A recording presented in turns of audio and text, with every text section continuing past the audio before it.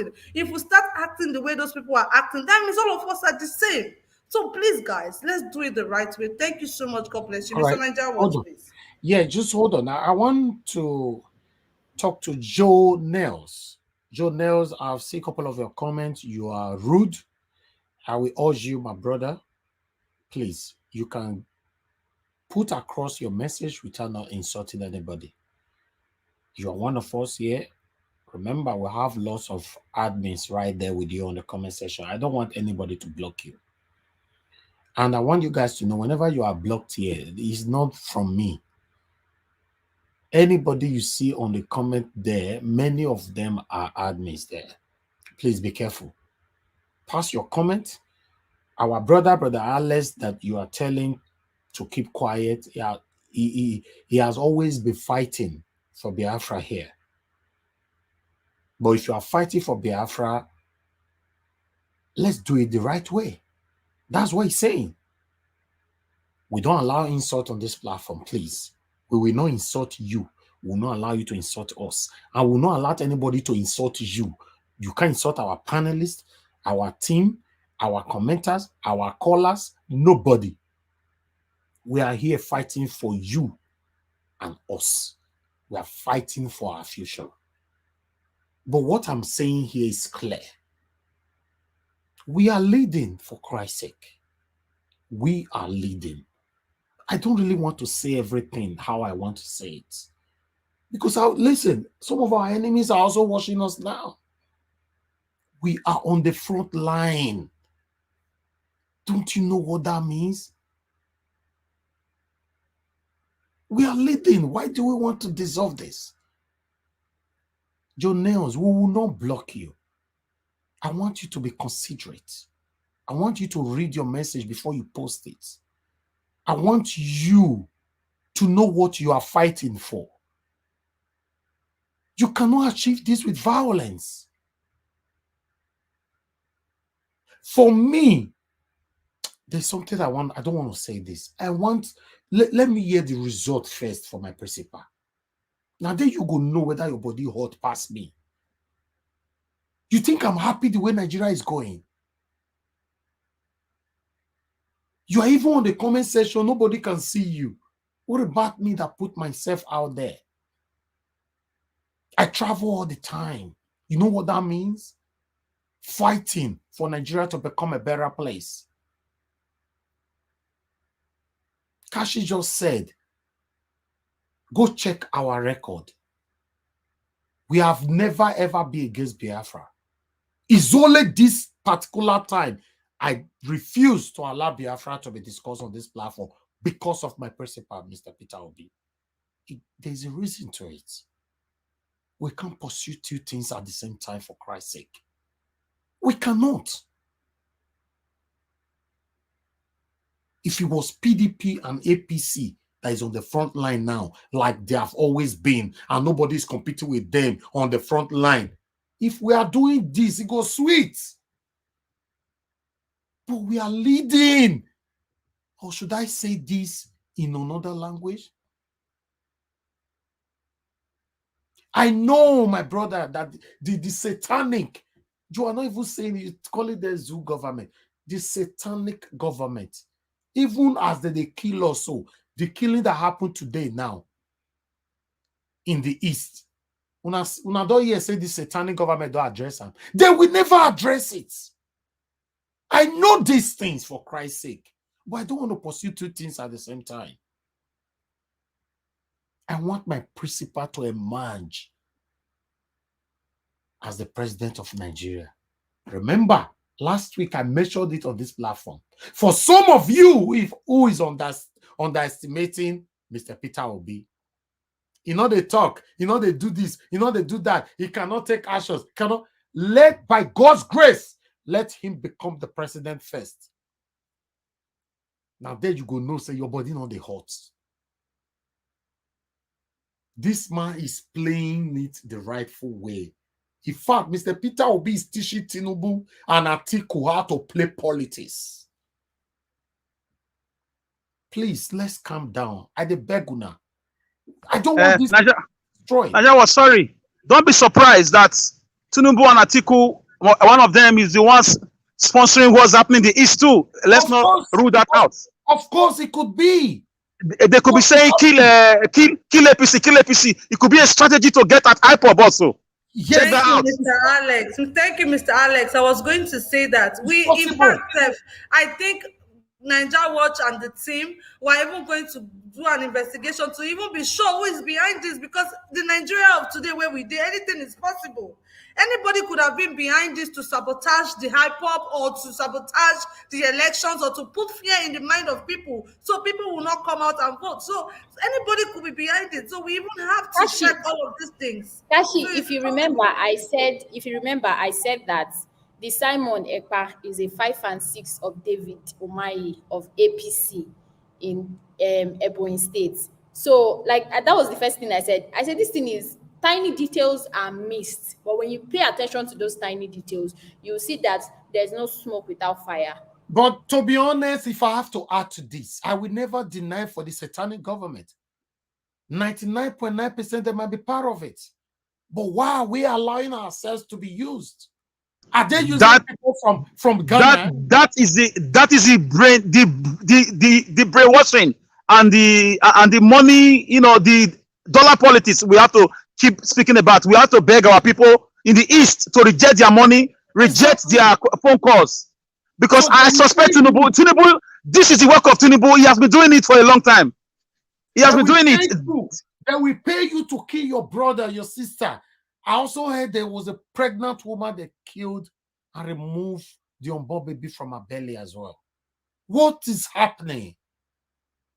Obviously, I know the satanic government are behind this, but why? How come I did not allow myself to be used by them? Or you think we don't get the temptations? We hit our chest all the time here that you can't hold anything against us. Or you think we don't like money as well? It's either two ways. Either you choose to be satanic, take the money, or you choose to be neutral and be a better person and live the way you are living. Let me hear from people. Thank you very much. Brother Alex, you don't talk to us. Let's hear from Can I speak? Okay. okay, CM, talk to us. If your internet is good right now. It's not your turn though, but just talk to us. Okay. Okay. Thank you very much, Niger Watch. At least thank God for the connection is fairly stable. Yeah, it's good My now, sir. opening salvo. My opening salvo will be to say that I condemn the killing of innocent people by who, under whatever guise. You don't shed blood. If you shed blood, I can never be with you, particularly when you do not have a genuine reason to do it. That's one. But the contradiction of what is happening in the Southeast, I think I have to do this up front. I'm from a town called Ezinifite in Aguata local government of Anambra State. So I'm involved. It's my home state that is being turned to freedom, like Chichebe said one time when Obasanjo was in power. You see, there's something people should understand. There is no ideology of IPOB that will distract from what Nnamdi Kanu stand for. For the avoidance of doubt, I will take each and every one of us to refer. If you go on YouTube, you type Kadaria Ahmed, Ahmed is AHMED. Kadaria Ahmed plus Nnamdi Kanu. The first video you are going to see there is the interview Kadaria granted Nnamdi Kanu. Right in his Afaruku father's compound, his ancestral home, he asked a lot of questions. He asked Nnamdi Kanu, what if you didn't get this Biafra? Are you going to go to war? Nnamdi Kanu said they won't shed any blood. We've wasted life, we couldn't get it. He said, what are you going to do? He said, well, we use civil disobedience and they're appealing to diplomatic institutions all over the world, UN, AU, EU, and all the rest, until we force the world to tell Nigerian government to give us a referendum. For the avoidance of doubt, IPOB is not interested in any election. Since they started doing IPOB, they've never boycotted any election. IPOB will always tell you, I'm not interested. You vote whoever you want to vote. It doesn't concern me. Nandi I said this several times. 2018, there was a thing, or 2017, there was an election in Anambra State or thereabout. And then they keep doing it. Even this one, they've also said it. What I tend not to, what tend to surprise me is when I've given an example here, say there are so many banks in Nigeria. We have Zenith Bank, Access Bank, Union, First Bank, and UBA, and all the rest. If you want to know what happens in UBA, you do not go and inquire from Zenith Bank. IPOB, that's what they call Directorate of State, based in Germany. They keep issuing press releases all the time. They've said that they are not interested, they are not going to stop Nigerian election. I mean, how else can you judge a people? When they say they are not interested, all they want is even they keep appealing to the war. That's why they're using diplomatic this thing to strangulate Nigeria, which Oshibajo agreed that IPOB everywhere in the world they are painting Nigeria black. That is the only thing they could do. They don't carry arms. The arms you hear of ESN was the one in the bush. All they are trying to do is to drive away the Fulani people coming to rape people in the bush and not allow people to go to farms. Said they are not stopping coming to live in Igbo land. He said it openly because they are you can buy a house. You do not go to somebody's place. You go into the bush and live. You can't see Igbo people inside the and they're raping their people. Same thing in the West. Yorubas are living in the bush. They live among the people, either they buy land and build their own house. So he said that is for ESN. But that brings me to the issue at stake. This is a federal government orchestrated attempt to cause confusion in the East. First, they seized Nnamdi Kanu, contrary to the law of the country. Why not release him? What if Nnamdi Kanu, in the end, the judge said Nnamdi Kanu should not be released. He should be jailed for 25 years. Case closed. People will say, you see it, we follow the rule of law. You see it, the court has pronounced that he should be held. Who knows more than the lawyers? They will say, go to. But the court said, leave the man, let him go. And you are still holding him. What then do you think? Do you think that if I'm Nnamdi Kanu's brother, I will be happy? Do you, if Nnamdi Kanu is directly my brother and you are holding him against the will or against the rule of law? If I see a why Bonda as a rock, and I won't lie, I will tell you why. Because it doesn't happen anywhere. So what is happening in the East is a sponsored terrorism. Which country in the world we recruit? We tell you that we are shooting gun opposite each other. All of a sudden, I surrender. I got caught. Instead of treating me as a prisoner of war and sending me back to the country where I came from, you are telling me that I will then become a Nigerian, carrying Nigerian passport, and they are now a soldier. 81,000 at the last count. Where are these people? They move them down to the east, and they be slaughtering people. They be telling you that they have IPOB. They are not. They are not. To be honest with you, they are not. These are sponsored machineries coming to the southeast to cause confusion. But in the end, they are killing innocent people and they are putting fears into the people's mind. If there is a leader that the Ndi Igbo love more than any other person is Peter Obi. When people are expecting the politicians to support Peter Obi, I say they are wasting their time. It is here we know that Ekweremadu is a top senator. He's having 40 houses all over the world. Do you expect the like of Ekweremadu to support Peter Obi? They can't. But that's why I'm saying one day, Niger Watch, I know because of funding, I wish I had it. I would have made it available to you. Know who you are going to pick. Let them go down the southeast. That's what they call on the spot investigation. Interview the local people in the market, in the churches, in primary schools, anywhere you see them. Just pretend. They will tell you the expectation. What is happening is imported. It is not in the culture. This is not IPOB struggle. Nnamdi Kanu by said they are not going to fight, that they fought before and lost over 5 million people. Why would they do the same thing again? That's why you see IPOB IPOB doing diplomatic damage all over the world in the hope that they will force Nigeria to give a referendum. But to come back and start killing people, no. All these people you see doing these things are imported. They are not IPOB, but anybody can be, just like somebody may come here and say, look, I'm a member of Nigeria. I mean, not let me just use you. You can claim anything and then buy flag and wave. They are not. Mr. They're all CM, paid. Mr. Don't CM, don't be what can you surprised. say Don't be about surprised that Simon because Ekpa? people, Simon, thank you. Do you know that I was? You see sometimes this issue of my network connection. If there's a day it pained me well, it was a day I was in a one platform with Simon Ekpa. They were asking him questions. When he got to my turn, he couldn't walk. I cried. The question I want to ask him is Simon Ekpa is this: when Nnamdi Kanu was outside, he structured IPOB with Directorate of State. When whatever anybody does is from Directorate of State. Nnamdi Kanu, nobody recognizes Simon Ekpa.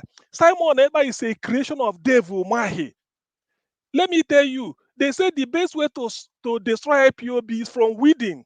Plant a fifth columnist in them. Simon Ekpa is a fifth columnist. Let me tell you one thing. The proof, just like this, a decent test. Simon Ekpa calls for sit at home. Nobody listening to him. What does that tell you? But people are just, you see, these are just that. That's why today, the way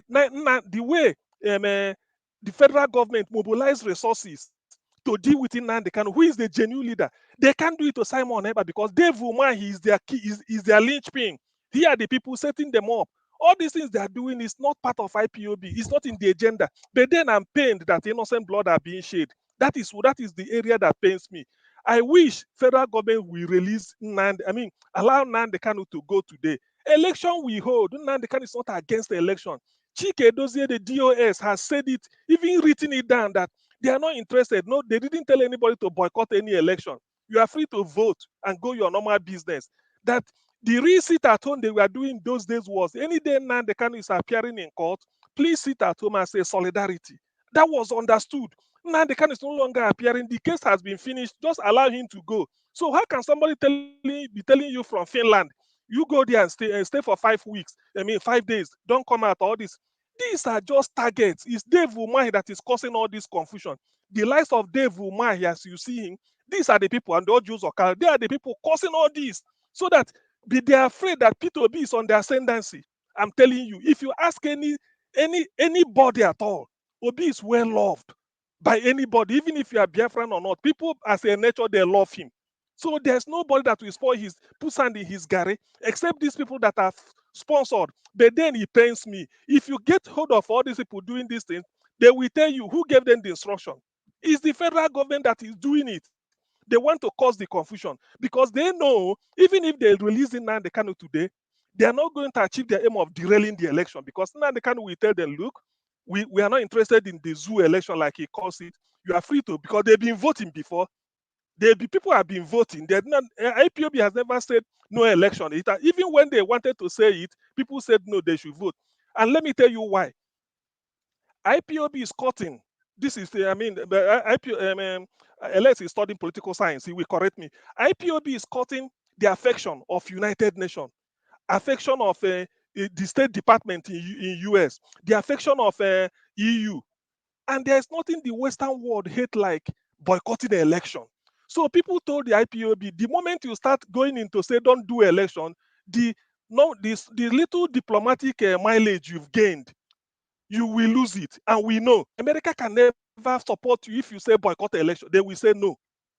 They will never address that. So all these things they are talking, they frame up a lot of things, dress it as facts, and then invite you to debate it with them. I'm really sorry that this type of thing is happening. To be honest, I'm really pained. But in the end, this is a tactics of the federal government. Why not releasing Nnamdi Kanu? The tension will die down because Nnamdi Kanu will say, look, we are not interested in Nigerian election. They are free to do the election. Vote for who you want to vote for. All I'm doing is that I'm going all over the world to tell the people that, look, they will force Nigerian government to give us a referendum.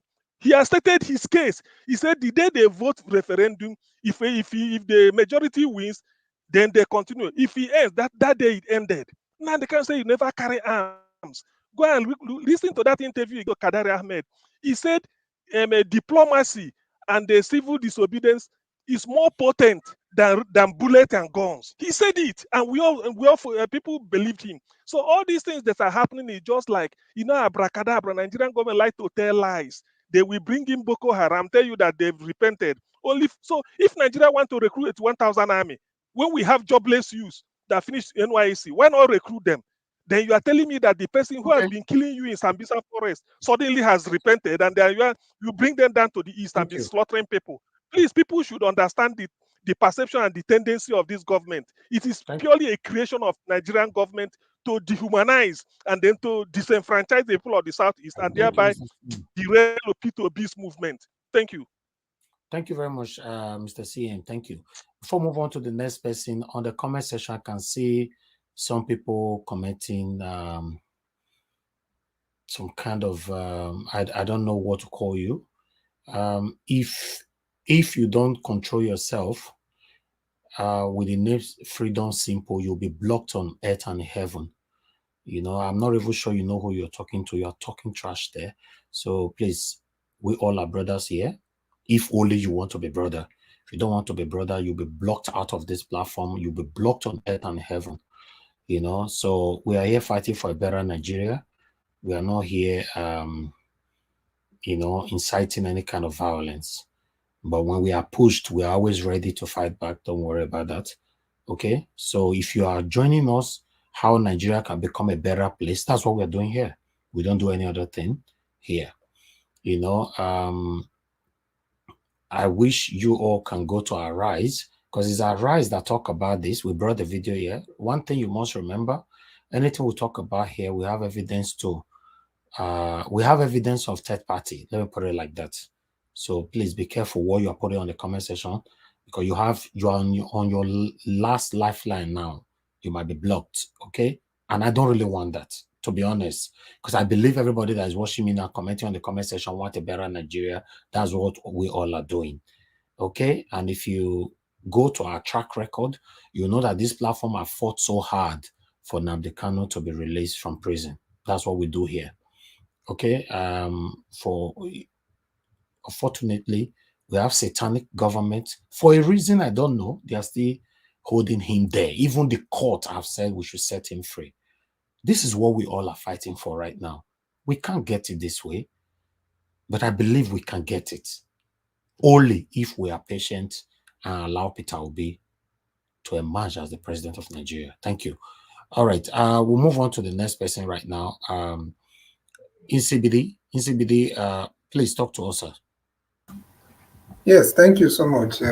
Please, sorry, Mr. CBD. Every other person on this, please, let's take three minutes to talk on this so that we can move on to the next topic. Okay, Mr. CBD, go ahead, sir. Okay, yeah, thank you. Every other person apart from me, because I started before you gave that update. All right, so the thing is, when you want to talk about these things, this IPOB agitations and all that, sometimes it's advisable to just kind of tone down or kind of reduce the voltage of kind of maybe emotion, to be honest, so that you can be able to now give a proper kind of assessment. Having said that, the thing is that I totally condemn, I'm against all these killings perpetrated by anyone, whether it's done by outsiders disguising themselves, which is something that is not impossible. I don't know why we feel like it's impossible. If you hear people speaking Igbo nowadays, you cannot be 100% certain. I'm not saying that's the case. So before somebody will say I'm trying to, to divert or whatever. No, but we can't forget the fact that when I remember that kidnapping of that, is it that bishop? Is it the father, Reverend Father, and some other guys? That thing that happened sometime in the middle of this year. You discover that Iman said that the people that kidnapped them, it was highly publicized both on channels and Rise everywhere. The people that kidnapped them were people from their Fulanis, and they were speaking Igbo. And they told them that them they've been here. One said his father was even born there and all that. So that's just one part. But at the same time, this issue of agitation, to be honest with you, the only thing I can say about this whole thing is you like what Mr. Alex is saying. You have to look at it. Don't give up. Don't lose. There's a way you there's a point someone will push you to the wall. You just be like you don't care anymore, and you're just going to either get it or die trying. But you don't let somebody push you to that point. That's just all I'm going to say. We need to be able to continue using these diplomatic means we have been using, as even if it seems like it's slow, even if it seems like this is how, I mean, for the people that are pushing for Biafra, this is how probably they get compromised from within. Before you know, all this diplomatic process is easy to find people that will compromise or people that will be bought over, in that whole process. But at the same time, you have to understand, like what Nnamdi Kanu also said in the court. That video is there everywhere on the internet. He said the whole thing is to protect the people, not for any of them to lose their life. So whether they are pushing you or whether they are trying to instigate you or whether they are, just make sure that you don't fall into their trap. That's just all I can say. And there's nothing, to be honest with you, I keep on saying that it is very difficult to make a case for Nigerian government because of what we have seen over the years. This is the same country where the man that is speaking, is a special assistant on media to the president, came out on a national TV interview and said, give out your land if you don't want to be killed. It's better to be alive than to be dead under your land. So can you imagine that? This is the country we are talking about. So I'm telling you, to be honest with you, it's very hard to make a case for one Nigeria. I'm not saying it's impossible, but it is very difficult to make a case for one Nigeria. The only thing is that we, against all odds, we are hoping that things will be better. That is why you see us coming here talking about Peter Obi and all that, because we still feel that things will be better and things can be better. So the only thing I would just say to close this whole thing on my side is for the people that are in the Southeast, as it is right now, because since you know that there's a way they capitalize, whether people from outside or within, wherever they are coming from, since we know that they capitalize on this sit-at-home thing to kind of cause some havoc, whenever it's announced, as much as I'm not in support of enforcing, I believe anything you're doing should be voluntary. But whenever it's announced, don't be a statistic or don't be a case study. Just save your life first before anything. Please. Thank you. Thank you. Thank you very much, Mr. Insibidi, for making that brief. I appreciate you for that. Okay, Mr. Shooks Ibubueze, talk to us, sir. Yeah, thank you, Mr. Niger Watch, for giving me this opportunity again. It pains me what is going on. And I remember one time I brought this thing to this platform, and many people weren't happy the way I brought it. And I'm still gonna say the same thing I said that day. This is APC-led government tactics to rig this election. I said it that day, and I apologize, for people misunderstanding me, but I still stand because I know what I'm talking about. This is my state. One of the southeastern states is my state. To be precise, I'm from Anambra State. I'm from Ihembos, in Ekusigo local government. This time it was happening in Nnewi North local government. There was so much heat there, to an extent that most of them took refuge in my own village. Okay, so this is an APC plan because they know holding Nnamdi Kanu there will make these people swear for anything not to go on. You know, maybe people might misunderstand me that day, but there's no way. You know, for example, now if I'm looking for an excuse to do something and you give me a platform or you make a mistake, I would take it from there. Because, you know, they can see it now that they're fighting for justice. It doesn't matter to them. I have not, look, I've been criticizing IPOB right from day one. They cannot, some of them, me and them argue. I told them, I'm an Igbo man, not an IPOB man. Don't call me an indigenous person. What I am is an Igbo man. That is the first thing you recognize me with. If I want to belong to any other organization, that's my choice.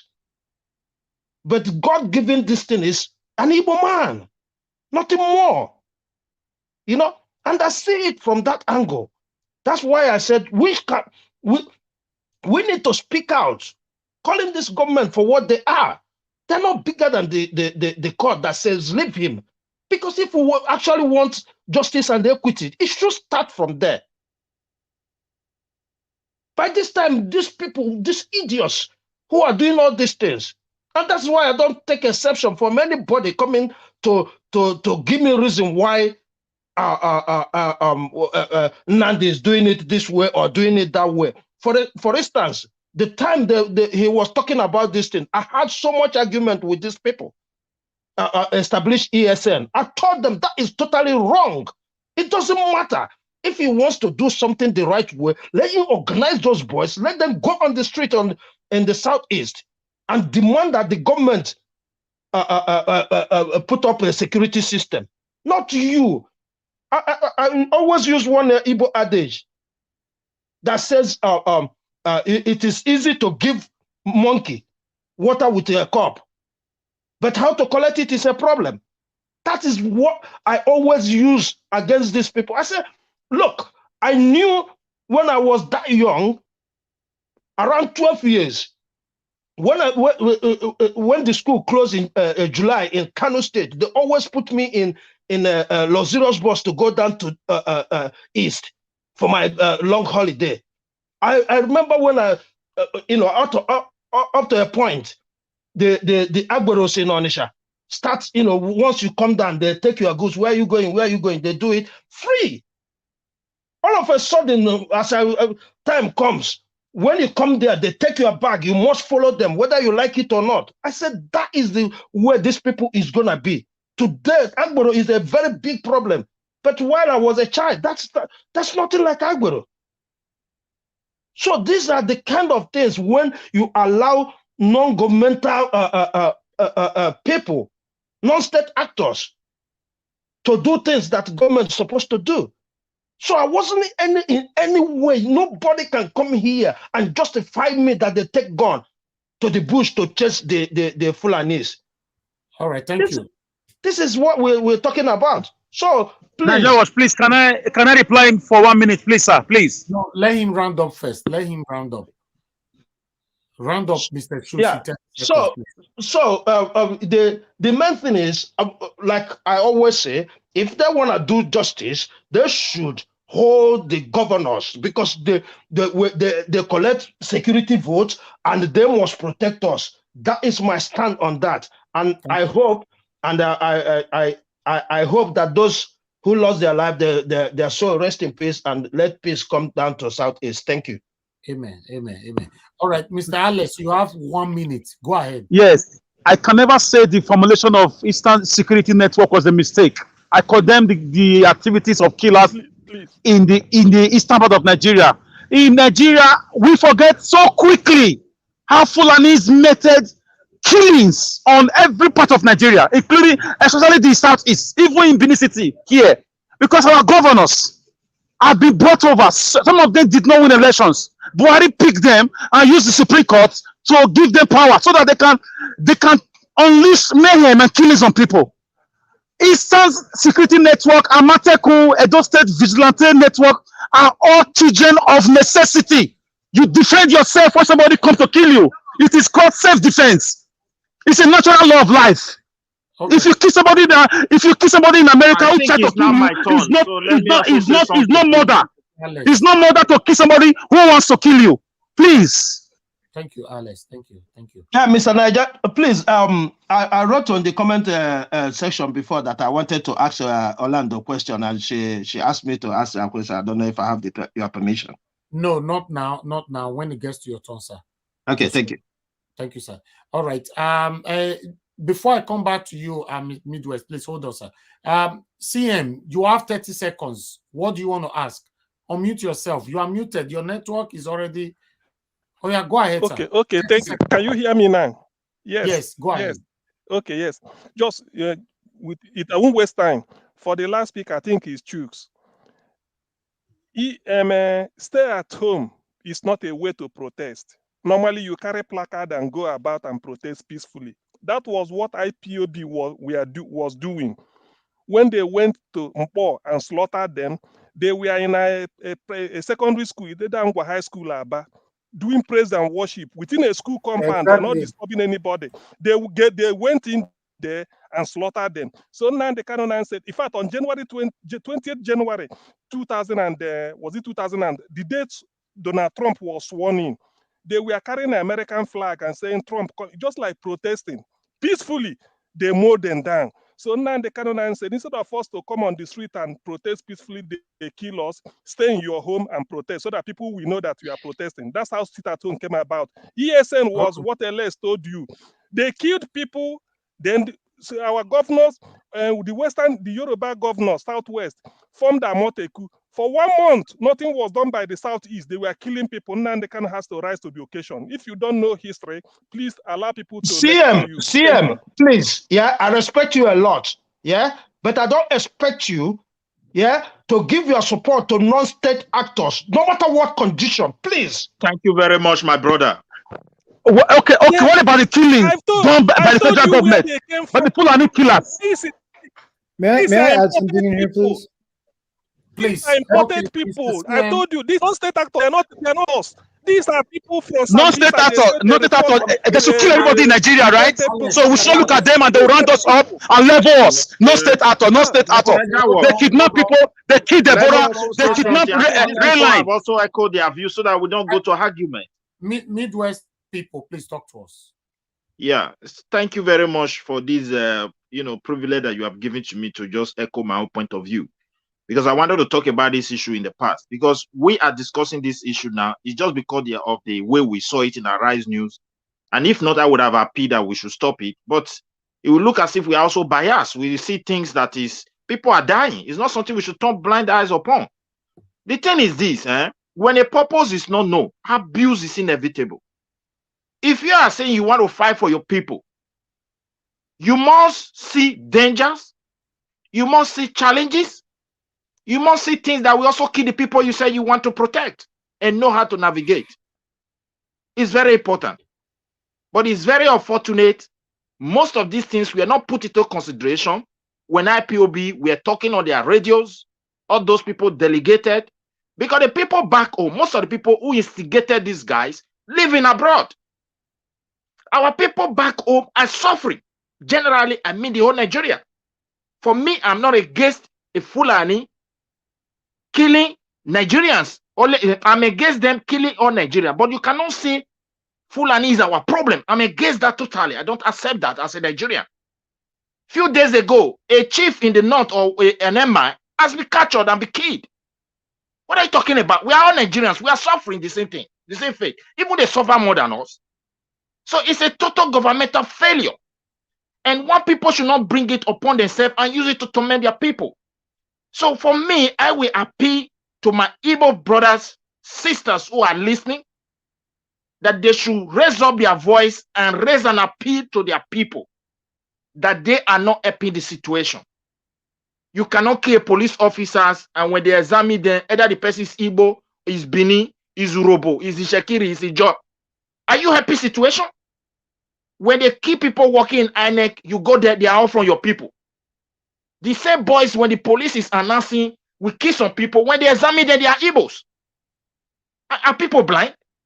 So this is not a happy situation. When Nicholas, are you hunger stating is not facts, or I don't think you're stating now facts. the Please, real no interjection, please. the greatest problem is this: when they created ESN, is a no state actor, because when you arm people for any mission, their aim and objective have to be defined, and there should be a discipline among their rank. So you can't just say you form something. What if they arrest innocent person? Is it all Fulanis in the bush patrolling cattle that are rapists? The answer is no. So you can't just generalize everybody. So when they arrest innocent people, your own state is not involved. Where are they going to try them? So all these minor errors has led us to a very, very big problem that the federal government who hate, or perhaps those who hate Igbo, I cannot say federal government as well because Igbos are in the federal government, are not tapping into this very problem, using it to see as the last chance for them to turn the table against Peter Obi standing as a president of this country. Because the issue is difficult. It's a very complex issue now. People are hungry. They are hungry. And you cannot be telling them, go and sit at home. You don't have a means to provide for them. Who goes to war with empty stomach that has ever won? Is there any one history of war and crisis? If you want to send people for a mission, you think of food. Look at a powerful army like Russia. They neglected logistics, and look at what happened to them. So there are things you put into considerations. So for me, this problem is already here. We must continue to appeal before it spill over to neighboring state. You think that is safe. Nobody is happy. Nigeria is just like a place where nobody is in charge now again. Northeast people are suffering. They suffer more than you so-called Southeast. Northwest people are suffering. They don't go to farm. They are Nigerians like you. Innocent Fulanis being raped and being killed. Are they not Nigerians?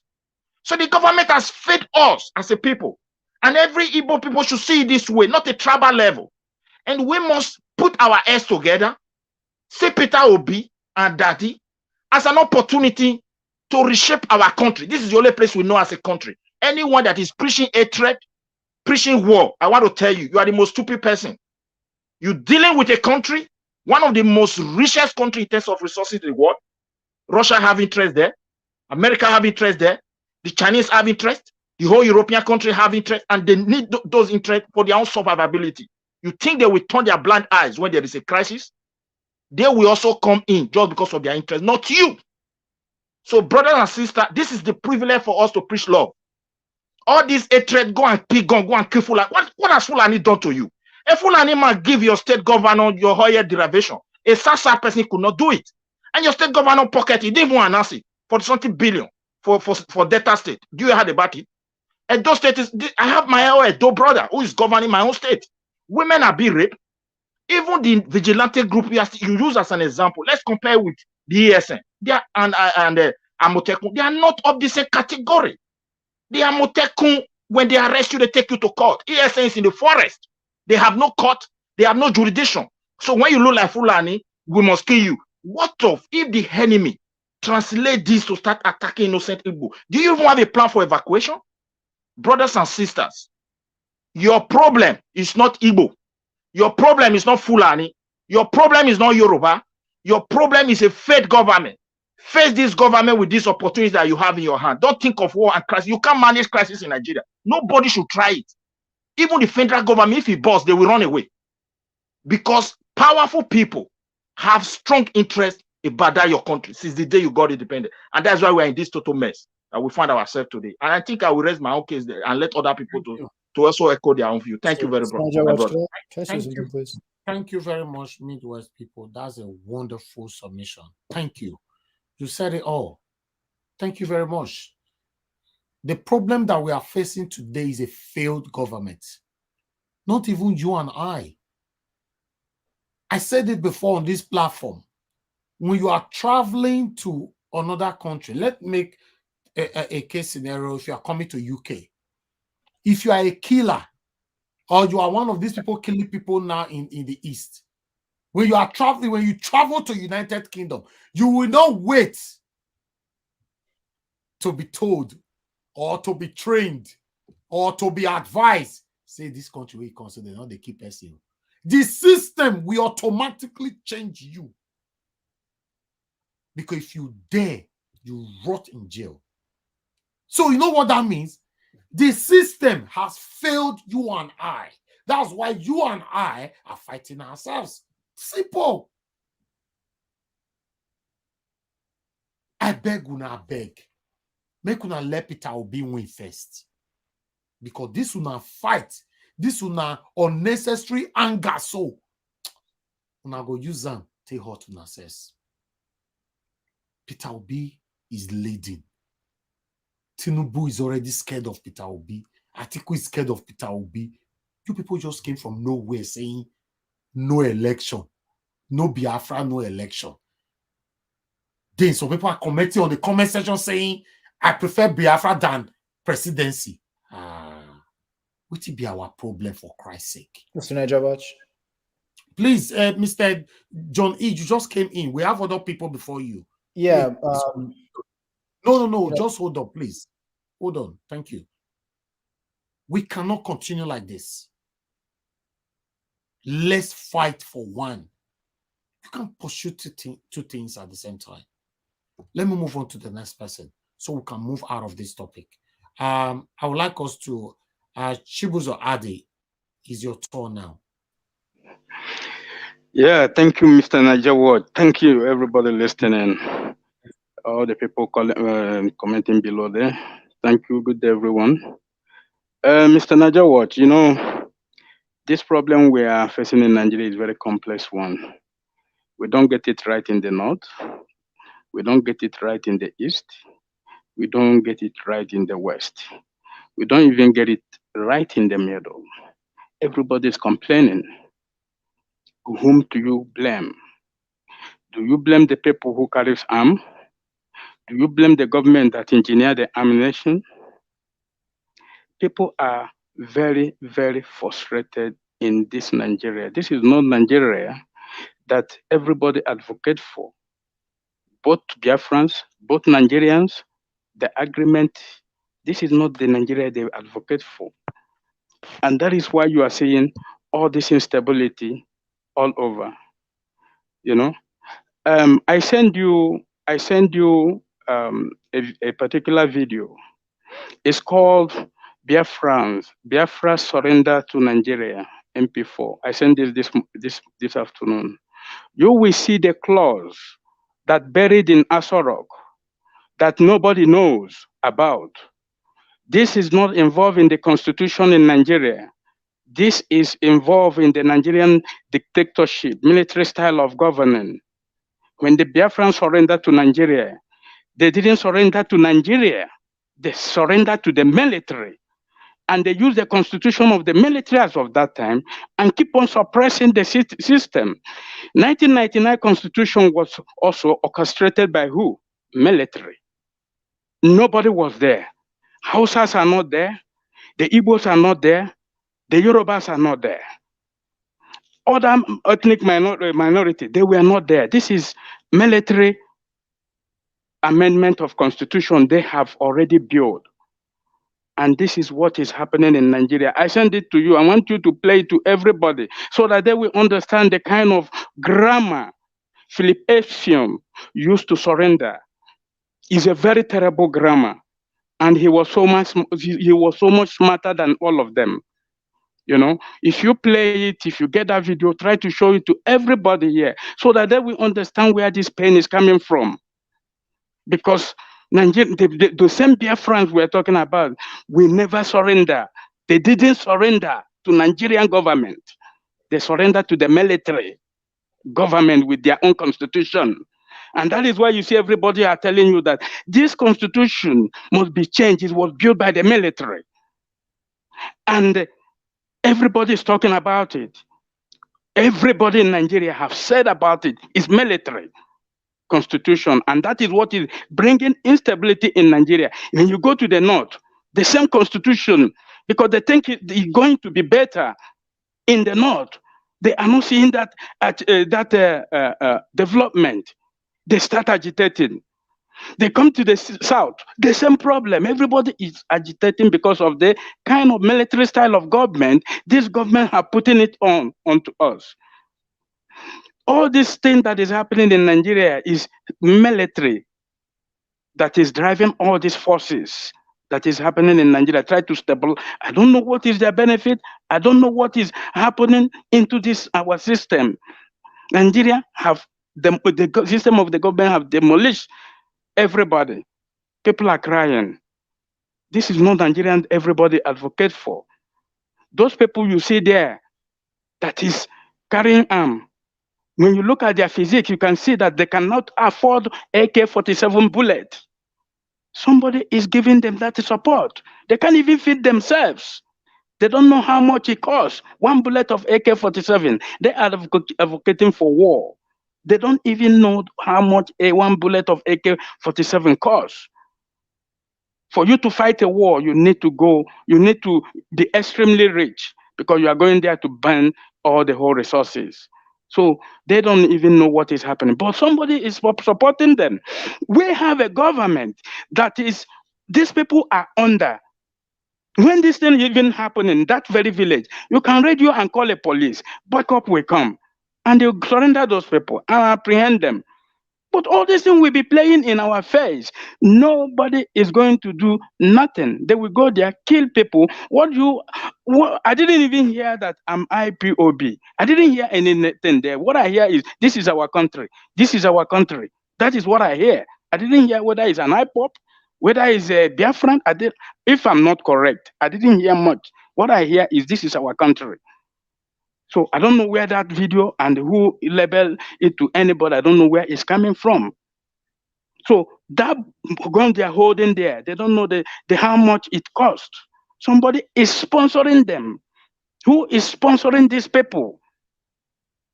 Somebody is sponsoring them to destabilize all the whole whatever they are making that noise from. You see, so there is a system that is not working, and everybody is feeling the heat. People want to use every means to bring attention of the government, and government does not react very good because of this military style of the government. They will come with the violence. Thank you, sir. So I want to ask people in this parliament, this thing, please, do we need a kind of a peaceful resolution to work with this government, or do we need a violence to contest this government because they are coming with violence? Are we going to sit down, they kill us? That question is easy, sir. I will answer it. We don't need to wait for orders. Yes, Right. we should exercise our patience till February. Then, if it's violence, let's take it. If it's peace, let's take it. Let's just exercise our patience so that we don't destroy all this effort. That's it. Exercise patience. We have less than 70 days to election. Why can't we just be patient? Can I make a comment? Not sure if I agree. Can I speak now, Niger Watch? Mr. John E, it's not your turn yet. Okay. Okay. You are the next after Son of God. Son of God, please talk to us. Hello. Yeah. Good evening. I'm going to try and keep it short because I think so other people can also speak. I think we're trying to make comments about the situation in the southeast at the moment. Anyway, I think a lot of people have. I don't want to start repeating. I think what I wanted to agree with those that I have a feeling that what is going on now is being sponsored. That there's I think I was listening to somebody last week who was saying that he made reference to something that Abacha said when he was still alive years ago, that anytime you have crisis that goes on for more than, I think, do you say 24 or 48 hours, and the government does nothing about it, in most cases the government have a hand in it, or they have an agenda that are trying to push. So what is going on? I think I tend to agree with those people that are saying that this is something that is being sponsored with the sole aim of achieving something. Okay, obviously, if you look at the way the APC people are talking, you have them even blaming even though Peter Obi is just a civilian, he's not, he has no power, okay? But a lot of people in the APC are beginning to try to rope this crisis in the East, trying to say it's all Peter Obi's fault, he's not doing anything about it, as if he's the president of Nigeria, you know? So that tells you that there's an agenda there. So while I was listening to somebody that was speaking on behalf of Tinubu on Arise News last week, I think he dropped, maybe he didn't want to say, but I don't think that's the information they wanted to share. When he was saying that they have activated up to 200 people on social media. He said this on TV, it was live. They've activated up to 200 people. So a lot of things happening now. A lot of people are being paid to commit all sorts of things or to say all kinds of things out there. So there's a lot of things happening now. It's part of the season. But for somebody to sit down in Finland, in a place where he's comfortable, okay, he's married to a Finnish person, from what I hear, okay, he's living there and is now trying to get people to. He's saying countdown to Biafra, and the countdown will end on the day of the election. What does that mean? I mean, that tells you all you have to know, that there's something else. There's something else that he's trying to achieve. There's something else there that he's trying to achieve. So Okay. it's all being sponsored. That's how I feel. Thank you very much. And I believe that. Thank you very much for your contribution. I believe it's sponsored. Every evil thing that is happening in Nigeria is sponsored, to be honest. But I just want us to be patient. Let's change the government. I strongly believe we can change this government, to be honest. If we cannot change this government, we remain with APC and PDP, the suffering will increase. Mr. John E., talk to us, sir. Good evening to you. Yeah, I mean, I think it's I'm going to say a couple of things, so please have patience, but I want to make a comment on your last comment there, which is you're saying that the gentleman in Finland is sponsored. I just don't think that Ndibo is that gullible. Ndibo, they see his face. He's not hiding. They see his face. They see his name. You can go online and find his phone number. You can find his address. He's not hiding. Normally, people that are sponsored and that have something nefarious try to conceal who they are and where they are. I just don't think that there would be any avenue of escape for the gentleman in Finland, Mr. Simon Ekpa, if he was, trying to pull the wool over 50 million people or 70 million people that are Biafrans. Let me leave that there, because I'm not here to talk about Simon Ekpa. I think one thing that I will say, though, I completely agree with IPOB, and I can definitely completely agree with ESN. And let me tell you why. I think most Nigerians have, to no fault of their own, maybe a little bit of short-term memory loss. Nigeria is the second, if not the third most terrorized country in the entire world.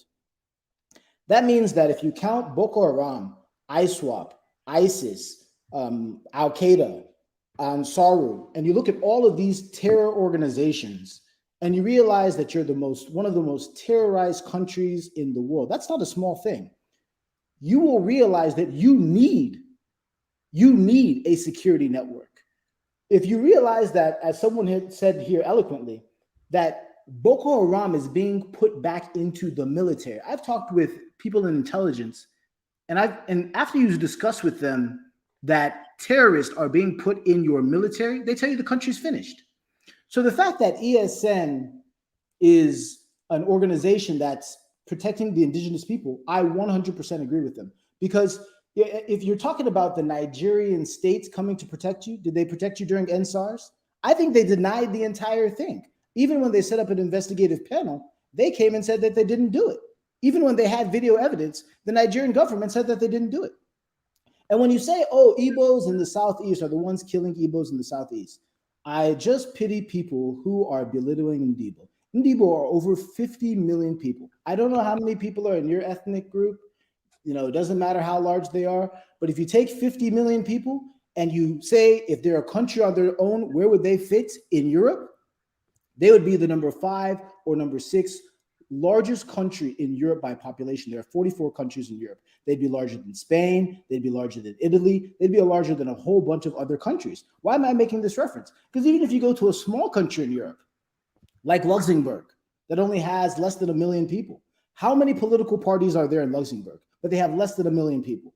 So you can't take an entire people that are a nation on their own, like Indibo, and say, oh, there's not going to be any criminals, or they're divided, or they can never agree. They're a nation on their own, and they happen to be a subjugated nation within a terrorized nation.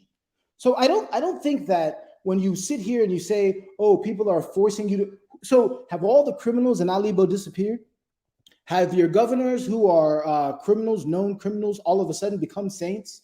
Have the killings that normally happen in a society, have those criminals just gone away? I just don't understand. Have the terrorists that are terrorizing you, Nigeria, have they stopped terrorizing you? Because half of Benue State, 2.5 million people that are in IDP camps, they're not going back to their ancestral land. Is it IPOB that's doing that? When you say sit at home, the reason for sit at home is very clear. It's very clear. It's to show the world that governors no longer have integrity. It's to show the world that Ohaneze and Ndibo no longer have integrity. If they had integrity, people in River State, people in Delta State, people in Benue State, people in Kogi State that are in Ndibo would feel more like Igbo. They wouldn't be feeling like they're strangers. What has Ohaneze been doing for the past 100 years? What have your senators been doing? What has your National Assembly been doing? So when someone says, there are killings going on in the Southeast, it all of a sudden always has to be IPOB. All of a sudden, it has to be some guy in Finland orchestrating it. Have all the criminals in Nigeria all of a sudden just disappeared? It's baffling. Nigerians forget, literally, they are in the second most terrorized country in the entire world. So I completely agree with that, CM. Igbos aren't, maybe some criminal Igbos are killing people, enforcing stuff in terms of sit at home. And I would say sit at home is a great form of civil disobedience. Because like CM said, IPOB started as a peaceful organization and they're still peaceful today. But they were slaughtered on the street. They were slaughtered in their numbers. Where were your governors then? Where were your senators then? Where was your president then? Where were your laws then? Where was your constitution then? I remember what it was. It wasn't functioning.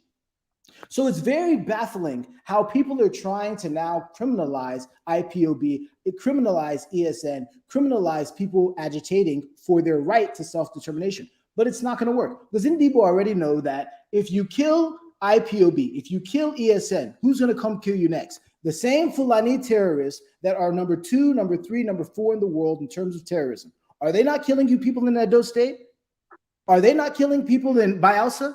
Are they not killing people in Nasara, in Kogi, in Plateau, in Taraba? Are Fulani not just rampaging everywhere? So I 100% agree there should be ESN, because when you say non-state actors, someone said it here, how can you be giving credibility to non-state actors? During the Holocaust, wouldn't you have preferred there to be non-state actors when people were being genocided? There was a genocide that happened against Ndibo. Please go and read your history. The genocide, and another really, really important thing. When Biafra surrendered, quote unquote, whenever you have a military surrender, there is a treaty that is signed. There's documentation that is signed. What were those documentations? What were those treaties? What were those agreements? People don't just say, I surrender. You surrender, and there are a list of conditions under which you surrender.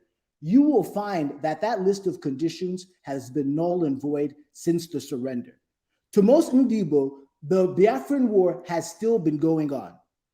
To the people who get slaughtered in the north, to the people whose properties get burned in Abuja, whose properties get burned in Yoruba land, whose properties get burned all over this godforsaken country called Nigeria, the Biafran War is still going on. So I know, Mr. Niger Watch and all of the obedient out there, your hope and dream is for Obi to come and win the entire election, and then all of a sudden the Naira becomes at parity with the dollar and the euro, and you're living in Dubai. But that is a fantasy. You are living in a terror-infested country. You're living in a country where Boko Haram and Islamic fundamentalists are killing people every single day. And you're saying they're not going to use propaganda? They're not going to use the media. You people sit here and complain about the media every single day. You complained about the media when they didn't report NSARS correctly. So the same media that's not reporting NSARS correctly, the same media that's telling you that Python ate billions of dollars, the same media that will show you a military checkpoint and show you where oil is being stolen, isn't going to be the same media that blackmails IPOB or that blackmails Igbo people or tries to turn them against them. They failed. They already failed. If you want a country that actually is going to work for you, you have to fight for it. Give me just one example where free people became free without fighting for it, and I'll shut up. But there is no example. Okay. Mr. John, let me ask you a question. Are you supporting Mr. Peter Obi? If Nigeria was, let me answer your question, Nigeria Wash, because I think no. I'm gonna answer your question. Don't answer my question. You're asking me a question. What's that? I'm going to answer your question. You're going to hold on so I can give you a complete answer. You're not going to just go straight to the point. No. You supporting Peter Obi? Nigeria Watch, you are not going to force me to give you a half-witted answer so you can cut me off. I'm going to give you an answer. Peter Obi is a man that if it was between him, Tinubu, and just them in a normal functioning country, Peter Obi would be the person that everybody would pick. But with 76 days left to the election, you can clearly see that Peter Obi is not going to be someone. I'm not saying vote for Atiku. I'm not saying vote for Tinubu. I'm not saying vote for Kokwansa. I'm telling you that Peter Obi is not your problem. Peter Obi is not your solution. It's not about voting. It's not voting. I'm saying, are you supporting voting for Peter Obi? Don't answer my question, Mr. John. You're always complicating yourself. I'm not complicating myself. You're the one. Are you supporting Peter Obi? Yes or no? If I support Peter Obi, does it give you money? Do people in diaspora vote? If I support Peter Obi, does that change my question? Does me supporting Peter Obi give me? I just need yes or no. What does me supporting Peter Obi have to do with anything? I support the indigenous people of Nigeria to become free. Is that not more or less than supporting Peter Obi? But how are they going to achieve that without political ideology? That's what I'm telling you. You're sitting here ignoring history. History teaches you a lesson about how people become. But we are saying Nigeria Wash. History here, my Nigeria brother. Wash. Yeah. Nigeria Wash. Please don't allow people to bring history. History in the part of the Igbos will provoke me as a Benin person because I also have my own history. Okay, so as you're a person and you're I am from Edo State. I don't hate Igbo, but you people always try to bring history that always cause confusion to every one of us. Like what is still going on? And innocent Igbo woman died today. They killed her, but we don't know the people now. And you are talking. The eastern region is being ravaged, and you are here still saying we are at war. Peace. Midwest. I'm telling you, a time for peace will save more lives. If you like, don't take it. What will provoke them, Mr. Midwest? Mr. Who is that? Is it Mr. John E? With all due respect, Midwest, you are. Okay, Mr. John E. Stop unmuting yourself. With all due respect. Mr. Johnny, are you not suggesting we just take petrol, set ourselves on fire, set the whole country on fire? I know the country is affected with terrorism. America got its own terrorism problem too. Osama bin Laden did the shit on them. The Lockerbie bombing is still investigated. South Africa is having their crisis. No nation is perfect. The only way we want to go about it after the NSAS protestation, which has led, some footprints in the sands of times, is to use our PVC. And these guys already know they will lose. Let us get obedient first. Let's not count our chickens before they hatch. Please, that's it. Don't discourage us. We have a mission. I know you are hot. You want a better country, just like me. I agree with you, but let us move this train forward. Thank you. I can't believe this. There's a lot of distraction, and most of the distraction is coming from my Igbo brothers. Exactly. That's the problem. It has always been the problem. Why?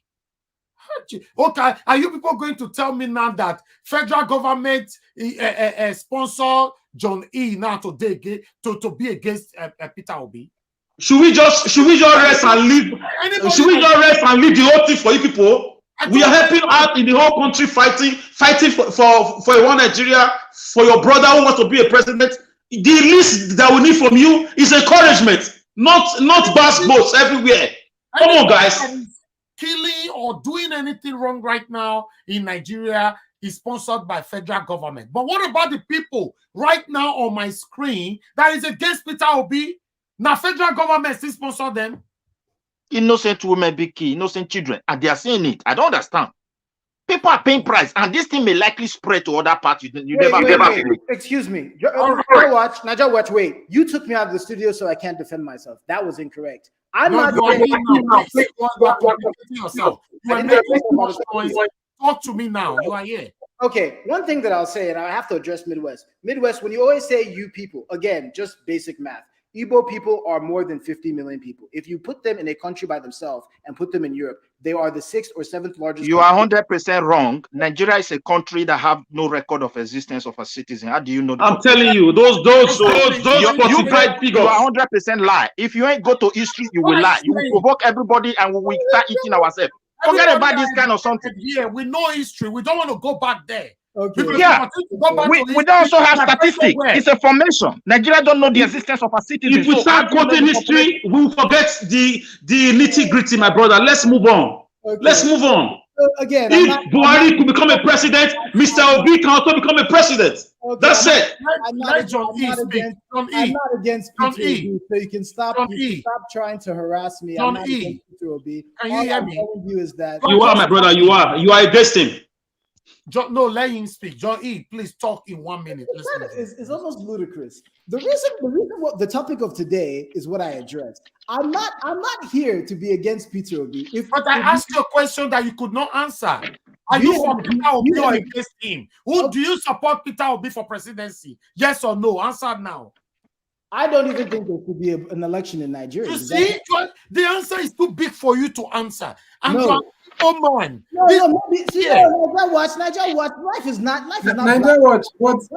You guys has made it clear from the beginning that he's not a one Nigeria advocate now. So why are we acting surprised about that? Life is not black and white now. Life is not black and white. They're gray areas.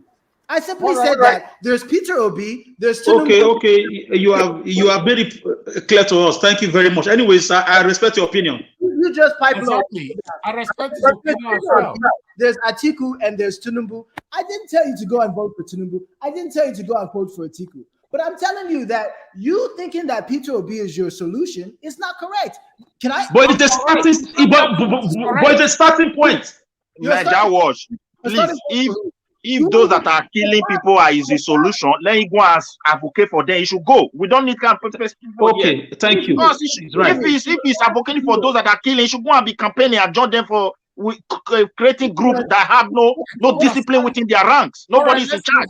Let's move on to the next topic. Because for the past year, I've been coming here trying to allow you to convince me objectively with facts why Peter Obi is actually going to make a difference in your country called Nigeria that's operating under a 1999 constitution. That before and who told you that when Peter Obi comes, the status quo will not change? Who told you that? It's not like we all have to believe in the two. Were the killings like this last 10 years? If that could change in a negative way, why can't it change in the other way around? No, excuse me. Things were like this in the past 10 years. Nigeria is not a young country. Nigeria's been around. You don't even believe in your own brother. Control the person that's in America as a president is one man. So many platforms. It doesn't work. John E., I'm telling you. Okay, thank you. Everybody, thank you. Let's move on to the next topic. At least you cannot say we deny you from not speaking. John E. I give you all the minutes to talk. Please. Go ahead, CM. Go ahead, Mr. CM. Go ahead. Please. Okay, yeah, please. What I want to say is this. Let me say these are facts that are evident. Peter Obi is in the lead. I can bet you. I can bet on this. There are 1 or 2 or 3. Those Igbos that are against him, that do not want him to be president, are the minority. In fact, if you tell me that Peter Obi will win 100% vote in Anambra State, that will be rigging. I can't believe that. I can't accept such result. But if you give me above 70, I will say yes. In fact, in the whole of Southeast, if you give me 90% vote for Peter Obi, I won't accept it. It's rigging. but I can accept about 80. Yeah, I say this because the exact same way. If you vote for Biafra today, 80 to 85% will vote for Biafra. We are not here for Biafra. May God forbid I will never vote for Biafra. I am a Benin We are not here for Biafra. We are here for a better Nigeria. We are here for I tell you, one Naija Watch, this guy, I go with him to so many platforms. This kind of topic is not good for his kind of person. I'm just telling you. Please, you people allow me. Thank God, please, you people allow me. Thank God my connection is working now. What I'm trying to say is this. As much as, let me easily say, Edo is the headquarters of Obedient movement, but I cannot accept 95% vote from Edo State for Peter Obi. It's rigging. There must be at least maybe 85 or maybe 80. I will accept. That is democracy. It does not mean, because some people might still do something to, even Peter Obi in his town, if there are 1,000 voters, the whole 1,000 can't vote for him. I doubt it. So when we are arguing about this, I think I should have expected that. We have a caller, please. Just hold on. Omoye's Corner, thanks very much for joining us. Good evening to you. Please talk to us. Good day, Mr. Naija Watch, and greetings to everyone on the panel. I beg, I want to ask again, Biko, now 75 days we get to the election. Waiting be the strategy for today. Because now that one now important now. Not be all this also we did talk. We already know John E. I respect him. I appreciate him as a human being. He has every right to air his opinion, but he's already stated that from day one. But we keep allowing him to come in. See, let's not digress from what is in front of us. Let's not digress. Anything that is happening, we all know how the Nigerian government is a fraud. Let's just call it what it is. What's going on in the East, we don't know if they were people that infiltrated and are they've been paid to cause division and to dissuade people or to confuse people or whatever, and so we can have conversations like this. We can address it, but let's not spend too much time on it. We know Nigeria are not pure for this matter, but at the end of the day, we have somebody that is common sense that we are working towards getting elected next year. Let's focus on that. Let's bring back the topic, I beg, because all this back and forth, IPOB, Biafra, it's just going to, a lot of people are hot-blooded about it. Okay, a lot of our brothers from the East, they are hot-blooded. And again, I want to correct one thing. When I keep hearing majority, minority, they give me headache. Do we understand that there were empires, there were countries on their own within Nigeria? No minority big past any other minority. I personally am not a minority, so I don't know where all this we are more than this, we are not more than this. I beg, let's stay on topic. Waiting we want to 75 days. What are we doing? What do we do right now to get Peter Obi come February? That's all I care about. So please, can we just squash this whole argument about and stay on topic? I beg, Una. I beg, I beg. Thank you. Thank you very much. Thank you so much. God bless you, Omoye. Omoye, God bless you. I just want to I have another caller.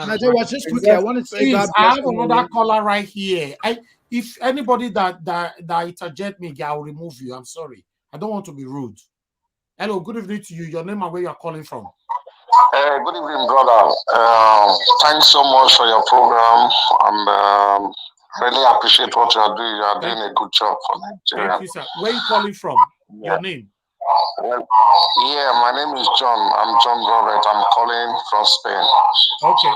Please turn down your device, your telly or anything that you're watching me from. Turn it down, please. Okay. All right. And definitely, I'm watching you live. I always watch you people live. And the argument people are just having is like distracting people. We all are one Nigerians.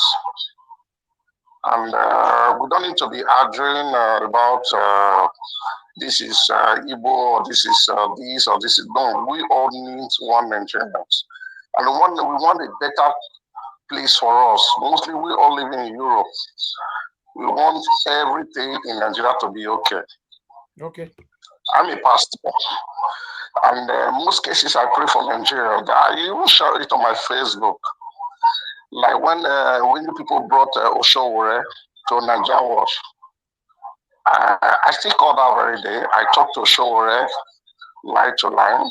Yeah. But we all in Europe, all Nigerians in Europe, we know exactly what is going on in that Nigeria. Being this or being that, you don't even wonder now. Or if you talk about the three political that has just moved Nigeria now, no one that can fix Nigeria. We all in Europe know that. Thank you. But definitely, if we really want to put hands together, or want to say, okay, now because of Atiku or because of Tinubu, all those things, because we know those two parties, they are not going to bring us to promised land. Thank you, Mr. John. But if you say Obi, because he's the only one ahead now that we can soak it down, let's go for. Because if we talk of Oshowore, I know that man will try for that Nigeria, but he doesn't have support. Because of time. Thank you. Nobody's supporting him. Nobody's trying to bring him out for rally. I've never seen in Nigeria do rally or maybe it's just. Okay, Mr. John is not here. But Victor, good evening to you, sir. Please talk to us. Hello, turn down your system, please. Talk to us, Bob Victor. Hello, sir. Good day, everyone, and good afternoon, good evening. Thank Mr. Niger for giving a very great platform on this topic. And I believe some of the guys out there are diverting issue. The topic we have today, we should stick to the topic. And this platform is a platform to advertise, to blow the ideology concerning Peter Obi candidature to the world, to all Nigerians, and to enlighten Nigerians. The topic has been stated by Nigeria Watch, and everybody should stick to the topic. Despite there's a lot of agitation in Nigeria, we know that the constitution of Nigeria is a fraud. But how do we go about it?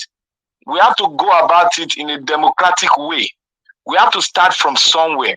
We have to try and push harder to put somebody there that can do an amendment or even go for the constitutional conference GEJ did. We can start from there. There must be a man that has a positive mindset towards the growth of Nigeria. We should put that kind of a man there. When we put that kind of a man there, then from there we can start to amend all grievances from every geopolitical zone that we have. Nigeria is a very big country. Adamawa as a country is bigger than a lot of countries in Europe. It's not easy for you to rise up and say you want to break a country. We are not there. We are here for Obi. Let's talk on how we are going to make Obi the president of Nigeria. Let's deliberate on strategy and what other people are doing. That is what we are here for. Please, I beg John E. If you don't want to stick to the topic, then you listen to people or go out for somebody to go in so that we can deliberate on this topic. Please, Johnny, I beg you. We have it. I am an activist. I know that the constitution is wrong. I know everything, a lot of things is wrong in Nigeria, but we have to start from somewhere. We can't break countries. We cannot break Nigeria as big as it is. It's going to be very, very difficult. It is impossible. People will die. Please, John E., please stick to the topic. Okay. Thank you. Thank you very much. Thank you. All right. All right. Let me quickly address. Nobody, please, John, if you unmute yourself again, this is my last warning. I'm going to remove you from this channel. I don't want to say things like this because the way you guys are going right now, I'm upset. I've said it before over and over again. If you're not supporting Peter Obi, don't come. There's no need. Don't come here. At the moment, we don't need you. The channel is dedicated for Peter Obi till election day. The channel does not belong to Peter Obi, but it's dedicated for him. If you know you don't want Peter Obi, don't come. We are not looking for view. We are here fighting for our future. So I don't like this kind of arguments. Look at some people already saying on the comment section that we change the topic. It's part of the topic today. People were killed in the East. It's part of it. It's just that it's been hijacked by the Biafrans, by people who believe that they prefer Biafra than presidency. Peter Obi is leading, for Christ's sake. Which other language do you want me to express this? Please, after the election, you can come back. The channel normally goes for different categories, different things. But at this particular time, if you are not for Peter Obi, don't come, oh! We beg you. Ere! What is all this? I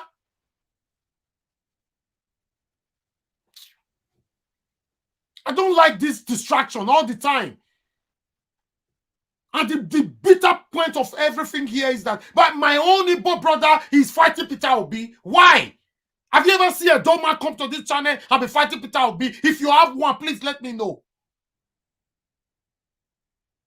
Some of you said it's the federal government that is sponsoring these people to be fighting people in the north. Is this federal government that is sponsoring John E now? I respect his opinion, fine. But you already know the channel is dedicated for Peter Obi. Nobody pay me for this. And I don't want to be paid for it. I want a better Nigeria. Come on, finish me for UK today. I look back, I say, no matter what, my country is still much better. If you think you are enjoying in abroad, you are deceiving yourself. We all are suffering in abroad.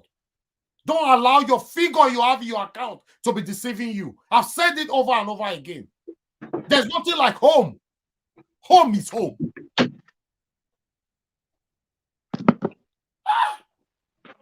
You don't want Peter Obi. You don't want Tinubu. You don't want Atiku. You want Biafra. You want. I don't understand how you want to achieve this. I don't even know. Even though the Nnamdi Kanu that you people are saying you want, if God help Nnamdi Kanu out of the prison tomorrow, he becomes the president of Biafra if you gain your freedom, you will still fight him. Because in any policy, in any rules, any law that is created, somebody will be affected, while some will be happy. That's how it is.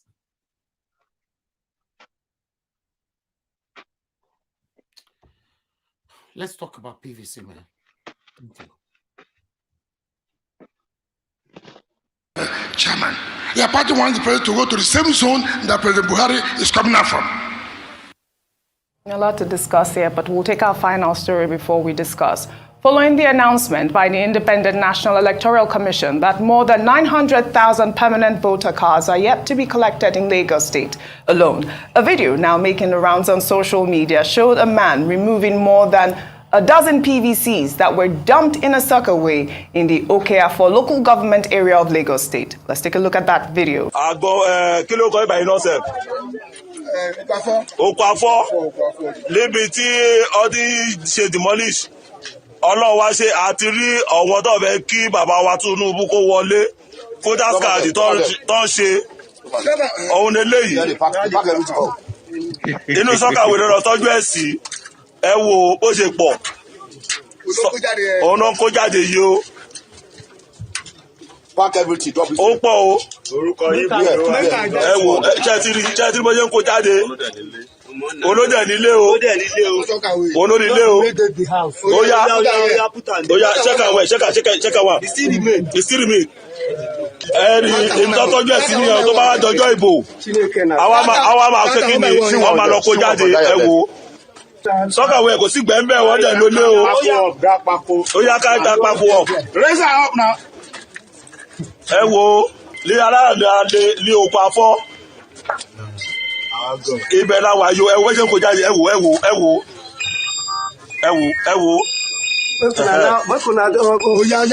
bọ́dé kó jáde nìyí o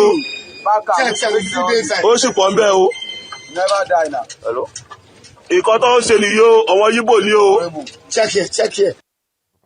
I believe this man was arrested over the weekend. I mean, this is what we're facing here. Yes. We're talking about over 900,000 PVCs yet to be collected, and we're finding PVCs in people's homes. So the big question, OJ, is who or why are those PVCs in the Sockaway ground? I mean, ignore what he said because it's propaganda. You can't he has no evidence or it's not fact-based for what he said that, oh, these are XYZ people are the ones who put the PVCs in the sock away. There are big questions around the management and the efficiency of the process by INEC in terms of your registration and then collection of PVCs. Unfortunately, those who want to vote have not been able to collect their PVCs, and there have been many reasons for that, which isn't good enough for the Nigerian people.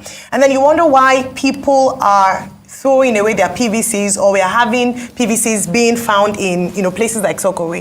Before I conclude on this, I want to go back to the first story on Wike and the internal wranglings in the PDP. I'm hoping that they would put aside the issues in the party in order to face squarely the ambitions to Aso Rock or to winning the elections in 2023. This doesn't all go well for the party. And I must say that the issues that Atiku is talking about hasn't been sorted. So he said he's met Wike 5 times, but Wike has been consistent with the reason why he's not supporting the candidate. He's not happy with the fact that the president of the chairman of the National Party and the candidate are from the same geopolitical zone, and also now he's bringing up the fact that it's going to the northern, it's not properly zoned. So he should face the issue. He's not speaking to the issues, unfortunately. Well, Dr. Bati, you have the floor. No. Okay, first, it is not right that PVCs are found in drainage channels, because the INEC chairman has made it very clear that that's the only thing you can use to vote. And if those PVCs end up in drainage channels, the question is, how did they get there? How did they escape from INEC offices? There has been no report of an INEC office being attacked in any local government in Lagos State. We only heard of, 5 places outside Lagos State, Ogun State, Osun State. So how did these PVCs escape? Now, it must be investigated. Again, big job for the security agencies to see that the process of keeping these PVCs is very secure. Otherwise, you have a situation whereby people will be disenfranchised, and then also the entire process will be compromised. Because if PVCs get into wrong hands, it means that those persons who are arguing about manipulation of the process, they may well have a case. As for PDP internal politics, well, the presidential candidate of the PDP says is still looking forward to a resolution. Yes. Okay, but it depends on them how they sort it out. Apparently, they keep talking. But you can see Wike is speaking from a position of principle about equity, about fairness, about justice. As for the other story about Senator Nnamani, where he's representing Enugu East on the platform of the PDP.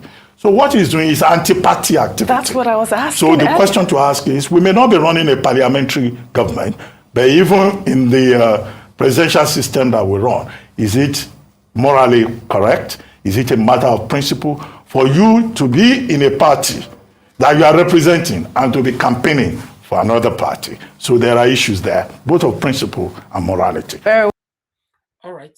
Thank you very much, my people, on that particular one, because we're going to be taking 2 topics at the same time now. We're going to be talking about PVC, how the PVC go to the soccer way. This is the second time, if you guys remember, because I showcased a video, I think a month or 2 ago, where they find a couple of PVC inside the soccer way as well. It's happening again now, but this time in Lagos. So what is happening? What is happening? It's a big question to answer. Maybe some of you might be able to answer this. And then Governor Wike hit hard on Atiku again, and Atiku responded by saying that he have met Governor Wike 5 times, for reconciliation, for peace and all that. But Wike is not listening. I would like to quickly take that part because of time, only the part where Atiku said. On here, he said, on the PDP crisis, he said, contrary to speculation in some quarters, he had had no less than 5 face-to-face meetings with Wike. Atiku is talking now, I quote, I have met with Wike 2 times in Abuja, 2 times in Port Harcourt, and once in London, personally, to make peace, Atiku explained. So, but I just want us to talk on this to depend on the one you want to focus on. This is the last topic we have for today. I just want to apologize to every one of you for the outburst. Listen, guys, I'm very, very serious of what I want, and I know what I want.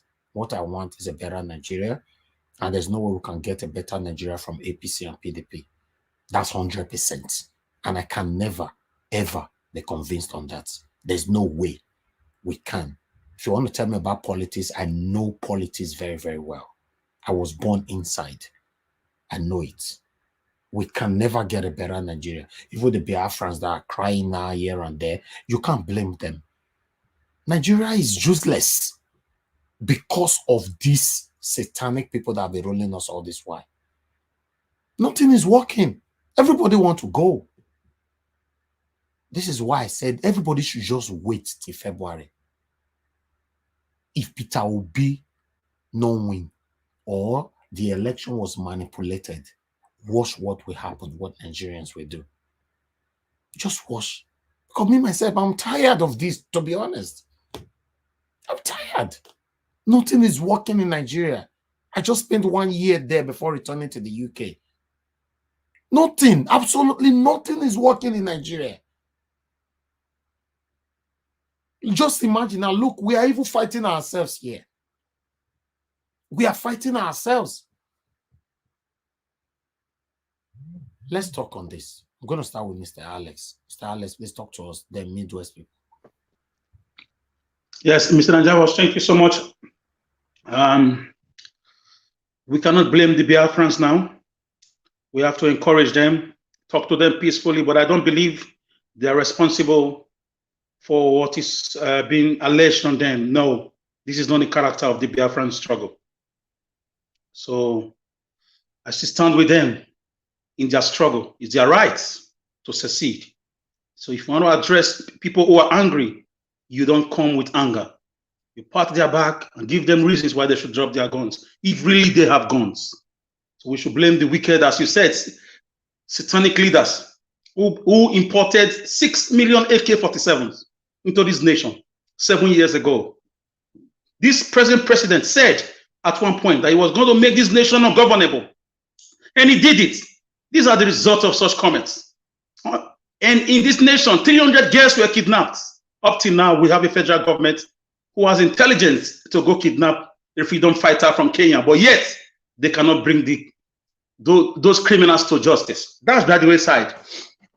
So Biafra people, please, we are not against you. Just drop your anger for now and let your own brother become a president for all of us.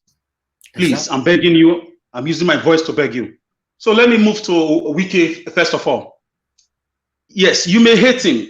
He may be imperfect, but I'm a pro-Wike person. I love Wike with all my heart. I like a man that can see Satan face to face and say, do your worst. You see all these chickens we have as governors. None of them can face Buhari or Atiku because of the Fulani oligarchy. They all go to Abuja to bow down. Among the lot, you find a man, whether he's doing it for a selfish interest or not, but he's doing it openly, telling them face to face, your elections is as good as gone, because you cannot, your brother is living as a president. We all blind ourselves to this truth. Who does that in Nigerian way of governance? Your brother is living from the same zone. Just imagine a Benin man is living as a president. Another Benin man is also warming up. Is that not a fraud? I'm sure many of you here we set Edo State ablaze with your mouth on social media. But because it's Atiku, because he's a thief, we worship criminals, we bow down to drug barons, we worship rapists, we worship killers, we worship fraudulent people, we've sold our conscience. You are now accusing a man who is fighting for justice, fighting for the southern part of this country. Yes, Tabawa, his closest friend, betrayed him. Wike was also, he was also greedy. He had his own problems. I look at him as a man who made so many mistakes and has suddenly woken up to reality and has decided to deliver his people and deliver projects and democracy to his own people and fight with a large drop of its blood. No Nigerian is more Nigerian than any Nigerian. If it is written in Nigeria that there is a rotational policy, there is a regional turn-by-turn policy. Maybe it's not written, but there is federal character. In the PDP constitution is written. Why are you oppressing this man? A man that stood by the party in the rainy days. Atiku left PDP, pulled this down. Wike came with his team and built this party. Atiku came back. In 2015, they made PDP lose elections. They abandoned Jonathan and went with someone else. They went to Tinubu, conspired, and they brought in Buhari. We can never mind. He started building a party. In 2019, he supported you, though you lost. He played a pivotal role. He was like a rock. And yet, you were able to treat him like this when you know it's not your turn. For it was not your turn to support him. Whether it's wrong or right, leave that to Nigerians to decide. By the way, who is Atiku? Is he really a Nigerian? That is something else for some other time for us to discuss. People are saying that he's from Cameroon. Former Cameroon territory became Adamawa State. How was Atiku when he was in charge of port authorities? How was he as a vice president? What were his achievements, if not the selling of government properties and pocketing the whole money? And he has established a company. Only his company brings generator into the country. That means forever forget about electricity. So Wike for me is my hero. He must have made some mistakes. He must have joined the political cabals in the past. But now I think Wike is born again. And I like the way he's fighting them. Headlong. Letting them know, if you come near me, we will clash.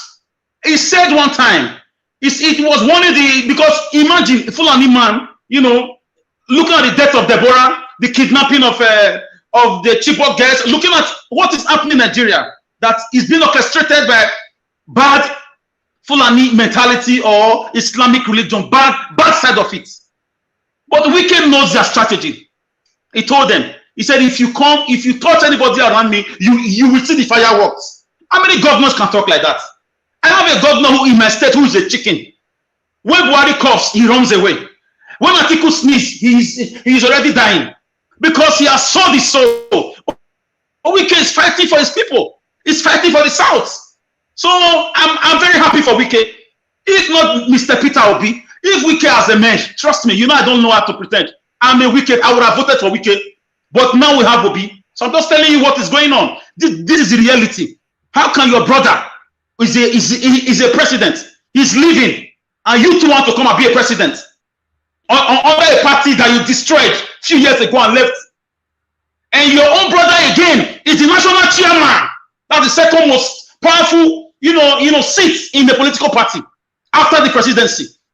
Come on now. And the man is asking, give us one of the two to the South. Give us either presidency or chairman. I'm not asking for myself anymore. Take the presidential ticket.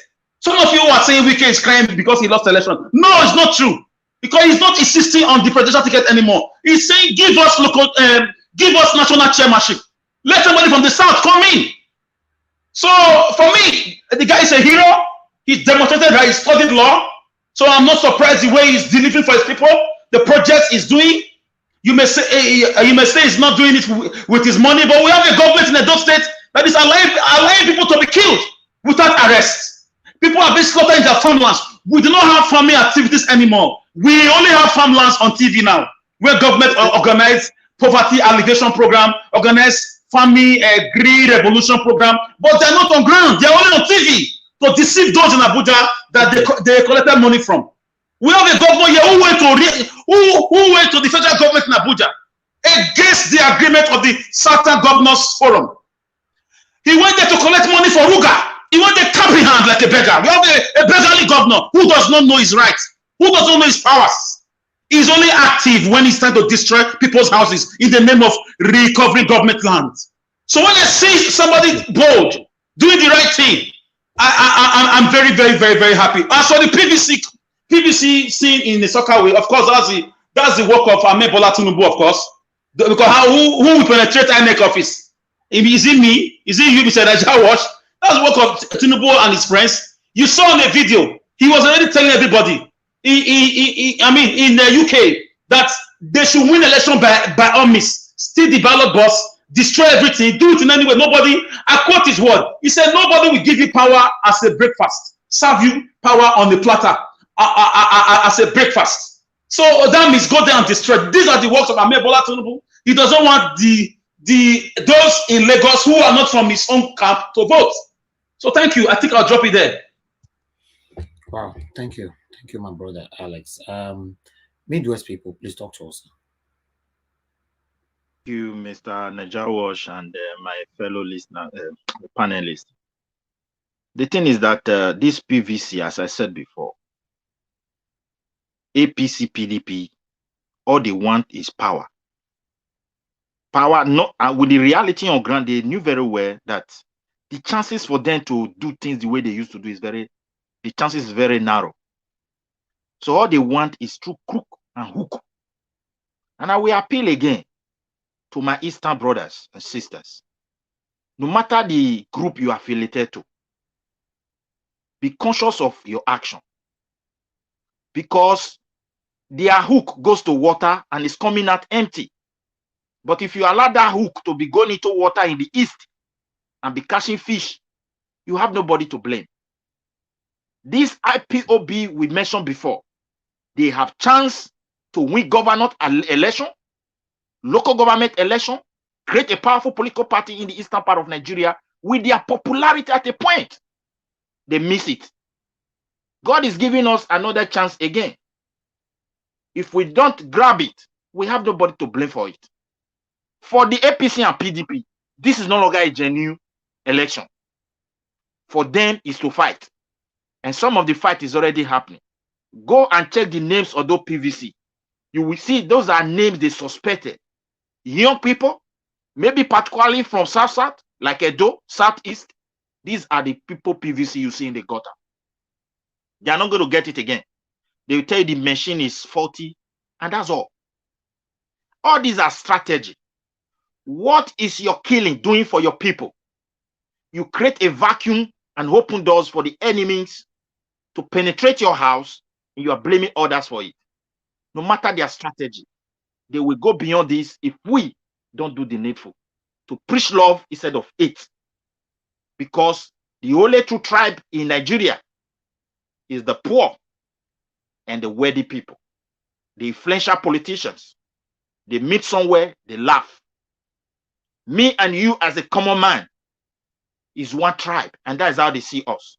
When they abuse themselves, they go to somewhere to meet. But me and you, we will start killing ourselves in the streets. Either because someone is Igbo. May God forbid, we don't want that in our land. You can't come to our, we don't want it in Benin or the whole entire Midwest. Don't come there and kill people because they are Fulani or they are Hausa or they are suffering like us. So we all are already in the same shoe.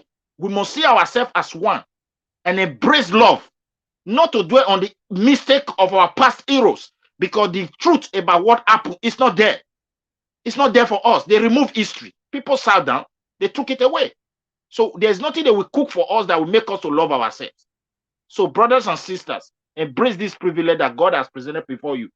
And again, Wike, just as you have just mentioned, Wike is our man from Edo to Sasat. We fought for this, our current governor that has disappointed us, particularly we in the diaspora. If Wike were not there as a pillar, there would have been anything for us to build upon. It's time for we to have this governor, but we didn't know that the governor himself is a chameleon. It's not even a chicken, as our brother described him, because chicken at least, it makes some noise when the hawk is coming. Chameleon doesn't make noise. It changed to colors, all kind of colors. So that is it. So fortunately, we find ourselves in a total mess in my own land. You will see a governor who will tell you we are improving technology. Edo State is now a hub of technology. When they show the technology, is computer game. Something they put in their eyes and be play computer with it. Just a game. I don't know how you're going to translate this into the reality of technology. It's a total scam. So when you look at the whole thing, it's a total messed up. This is not what we voted for. But however, as far as Wike is concerned, we have seen a certain person who is bold enough to even say, look, certain people have power. Don't be blaming people. This one is the one that is ruling me. Fulani must die. Fulani is my problem. Obasa just spent 8 years. You said Fulani is a military, they give constitution. They gave it to whom? A tribe that had the highest number of SAM of Nigeria, constitutional professor lawyers, and all of them lecturers and professors. Yes. Why didn't he change these things if it's so easy? There is, I tell you, two tribes. Take this one away, like this man is Fulani is my problem. He must die. It doesn't work. They are innocent. A king in the Fulani land, and Hema, has been killed a few days ago by the same bandit. A mosque has been attacked. Are you going to call it religion problem? So we need, this is why international community, when you make noise, you go and do fake video. I went to United Nations, I went to Europe. Which European Union have you been to? Nothing.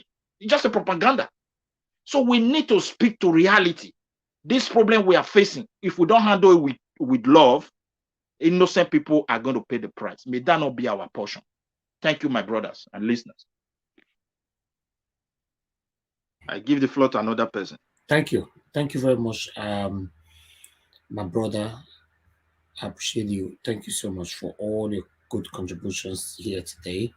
I appreciate every one of you. I would like us to take this because both of you have reference to that video. I'd like us to listen to it again in case some people are already forgotten. The statement from Bola Ahmed Tinubu. Anthropology of it.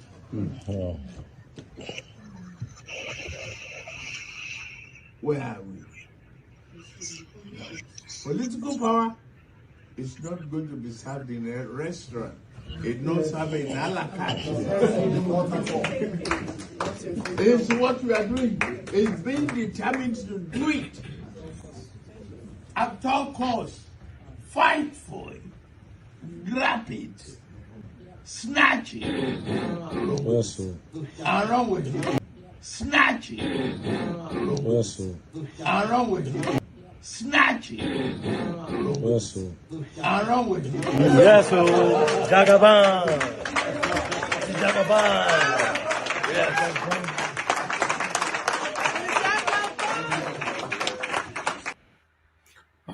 All right. Thank you very much, my people. I would like to move on to the next person. I just wanted to play that to remind some people that we are still here. We have all the evidence here with us. Mr. CN, please talk to us. Okay. Thank Niger Watch. Thank you. Can you hear me now? Yes, I can hear you, sir. Okay, yeah. Okay, yeah. So let me start with the Wike issue. Yes, like Alex said earlier, Wike has his own shortcomings, just like every one of us, myself, I'm also included. But the thing is, what is playing out in Nigerian politics, if you want to be rational and really want to sort of reason within the bounds of decency, you must support what Wike is doing. Nigeria, according to Professor Nigu Otite, I think he's an anthropologist or something like that at University of Ibadan. He said there are over 370 ethnic groups in Nigeria, and we agree. But for the purpose of our discussion, if I say we are 100, can any of us name easily 60 without saying It's not easy. Now, in a country with such an social milieu, then you now want to bring a transition from one Fulani to the other. It's not possible now. It's not possible. Apart from Wike asking for chairmanship of the party to move down south, anything about Atiku, I'm against it. Because this is a country in which you tell somebody who scored about 80%, you say, please, you won't go in. We will take somebody with 7%. Reason, you said you want everybody to belong. Like Alex also said, if the president is Edo State, the president is from Edo State, and then you want another who will succeed him from Edo State, Nigeria will go up in flames now. Why must we? You see, the thing is that I don't know the way people reason sometimes when I see people supporting Atiku. That's why sometimes it pains me. Just to point out one thing, so that, and this will lead me to another, to what we touched on earlier on, but let me just say it not like in a few sentences. When Nnamdi Kanu was agitating for Biafra, most of these politicians you see went to him, say, no, leave it. We have 2023. We must work hard. Let us allow Buhari to. Ngige said, pass and pass out, fail and fail out. He has done 4 years, 215 to 219. Let him do the next 4 years. Then he goes. Power comes down south. It will be our turn. The west has done. The east and the south has done. It will be the southeast. They pity. They prevailed on that. Use every reason. People said, okay. Now the Kanu is out of the way. Then tell me, what justification has Igbo man to be campaigning for Atiku and Tinubu? Is Igbo presidency they promised. So that's why sometimes when people want to discuss issue happening in the Southeast, please, I want you to have this at the back of your mind. Please have this at the back as a background. This is the type of hypocrisy you see, and they are the people that the federal government is using to sponsor terrorism in the Southeast. But that is by the way. So what Wike is dealing with Atiku is good. Even then, Atiku has forgotten that because Wike said it's only in Nigeria that people do not debunk anything. They allow it to fester for a day or two, and then it will be taken over by events. Atiku said, Wike said that when Jonathan got the PDP mandate in 2015 as a sitting president, Atiku went to London, Dorchester Hotel, holding meeting on how to on how to move 5 governors out of PDP and make sure that they make the country ungovernable for him. That was where they planned how to go and meet Obama, have a meeting in the White House. Jonathan, a president of a country, left Nigeria, going to go and plead with a private citizen in a hotel in London. He said, come back, let us build Nigeria. He said, no, I will come back on one reason, that you, Jonathan, the president, you should relinquish your mandate. Imagine somebody giving Jonathan ultimatum, one single person. And now that person coming back to come and tell us, I mean, why can't Nigerians read what it means? The president and commander-in-chief of a country left the country to... Ordinarily, Jonathan should have said, Atiku, I need you in Aso Rock. You summon him. He will come. But he traveled to London to go and meet him. Say, look, who knows whether he knelt down.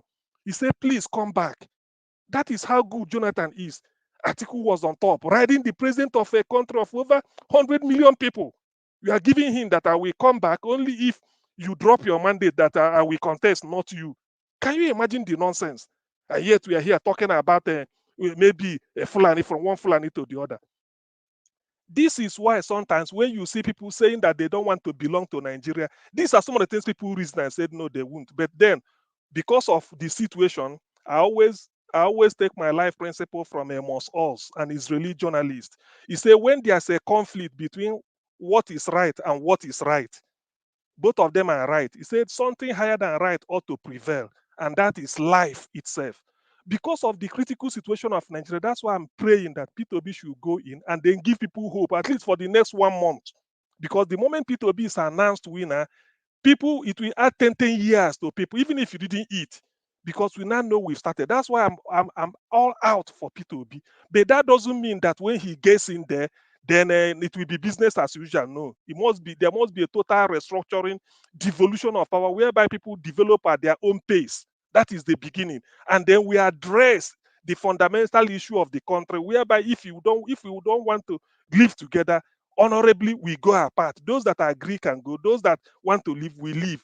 That's why I'm advocating for Peter Obi to come in, steady the ship, and then we start to discuss as people, because dialogue settles every human difference. You have to do it with dialogue. Even if you go to war, after war, you have to call around, you have to be at the round table and then start what you should have done before. So that's why I do not want anything violent. I condemn it totally. I don't want any killing, whether it's of my enemy or of my friend. I don't like it. My Peter Obi should come in, somebody with that type of character. That's why we are here, and that's why I pray for him also. And I want it, even if even if the fact that I won't vote, but I want him to get in. When he gets in, he will steady the ship and give people hope. 133 million people in poverty. It pains me. I'm not happy about that. Even if they don't have something to eat, at least let them remain alive. So they should have hope. Then on the issue of PVC, please, one moment. This issue of PVC is this. Only that, this issue of PVC, within a day or two, that will be swept under the carpet. They should have do something like sort of a check. Those PVC they're excavating from the whatever, look at the names and whatever they bear. Where are those people from? I want to agree that these are suspected people that won't vote for APC. I stand to be corrected or to be proven wrong. These are suspected people that won't vote for APC. And then the people also should somehow not really be outrightly militant, but they should also sort of show concern when this type of thing is happening. This is enough to trigger off, to make INEX. People should show concern. They should show that, look, this is not what we are here for.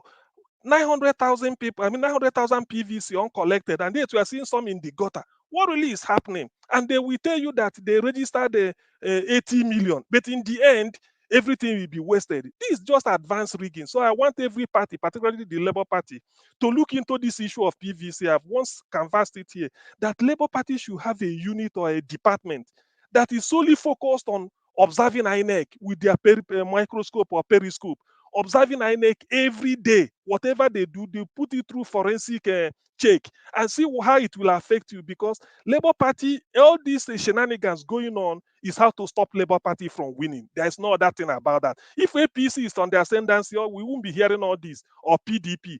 But because of the fact that Nigerians want a paradigm shift and they are seeing it, and they're not even waiting till the polling day, they are showing it in their action and then in the mass rally they are having. That is why all these things are happening, just to demoralize the people and then see a way to say that after there is no PVC, therefore the so-called 1 million votes is not even up to 10,000. So let me leave it here, but then we have to be alive to our responsibilities. Thank you. Thank you, sir. Thank you, sir. Wow, I don't even know. It's the table have turned around. I'm not sure who's next now. Okay, ECBD. Yeah, ECBD, please talk to us. Thank you so much. Let me just start from where CM left. The PVC thing, I think you have to be either maybe really naive or maybe a bit biased, maybe you have preconceived, kind of mindset, biased mindset about this whole thing for you to believe what they displayed there. Because we have seen with these people that they can do anything. They have shown it to us over and over again, from the hiring of fake bishops, everything possible. They have shown that there's nothing that is off limits. So, like what CM said, you're talking about PVCs. The number one place the man even just shot himself in the foot is saying that look at people that don't want them to vote for Tinubu. Why he shouldn't have even mentioned Tinubu. Should have just then. Apart from that, you're bringing out PVCs. You're not showing us who the PVCs, and you're just all of a sudden you have gathered about 3 propagandas in one very short video that they don't want to vote Tinubu, and these are Igbo people, and also that the man, this is his house. So the man opened his gate for you to come and see how he's removing PVCs from his sockaway. So it's just quite unfortunate that I'm sure there are also some people, gullible people, that will also buy that. But for many of us, we already know that these people can do anything. So it's all part of the game. And they can pay anybody. That man that is looking like that looks to you like someone that, but you can't judge people by appearance. But what my point is, they can do anything, and we're not going to buy that. And let us just be wise. If they want to, anybody can take a video and go and record. You should have recorded everything from the beginning, how you discovered what is happening, how you found out, how you even took the man to the sockaway, not to just record the one scene of how many seconds and tell us, and you expect the whole Nigeria will buy that story. Then Wike. Wike said Atiku said he has met Wike over 5 times. It's possible, but for Wike, I said I'm going to comment on Wike fully after the election. Because to be honest with you, as much as I know my brother Alex and other people are all here shouting Wike, I don't have any problem. I think he has done, if you were to put him on a scale, I think he has done more good in terms of governing his state, especially with the infrastructure improvements and every other thing that has been doing. But fully, I think he has. You can't deny that the man has not played a very smart politics.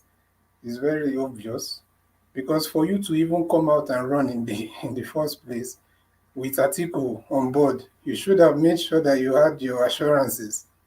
and you're coming from the same party. So if you know that you're running on the same platform of PDP, knowing the traditions, knowing how they do things in PDP, you should have known you should have known that definitely you're not going to beat Atiku.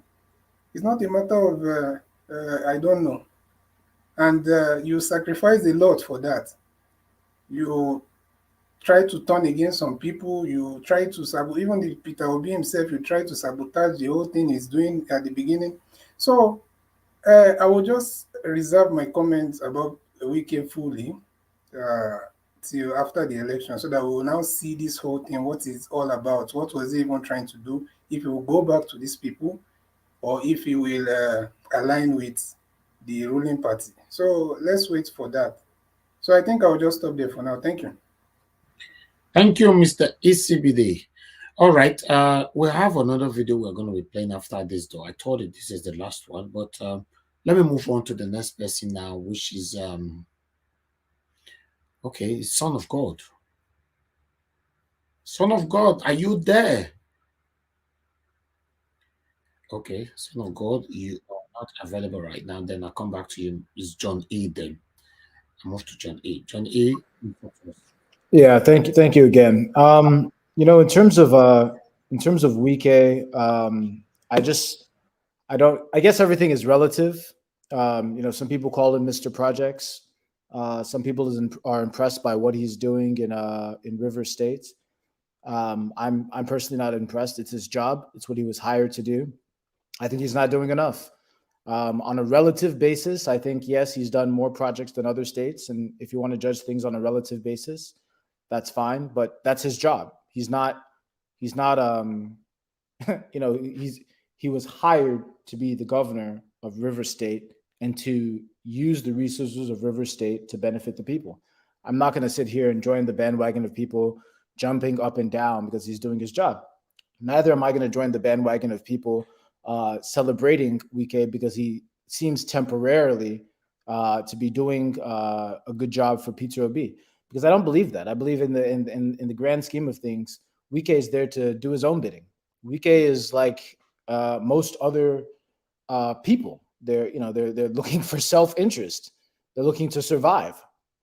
Wike is doing calculations in his mind, trying to figure out how he's going to stay relevant.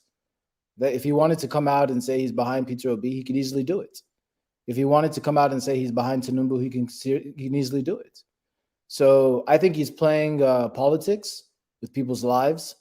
I think he's spending money that isn't necessarily his. You know, and I think he has a case to answer to in the International Criminal Court.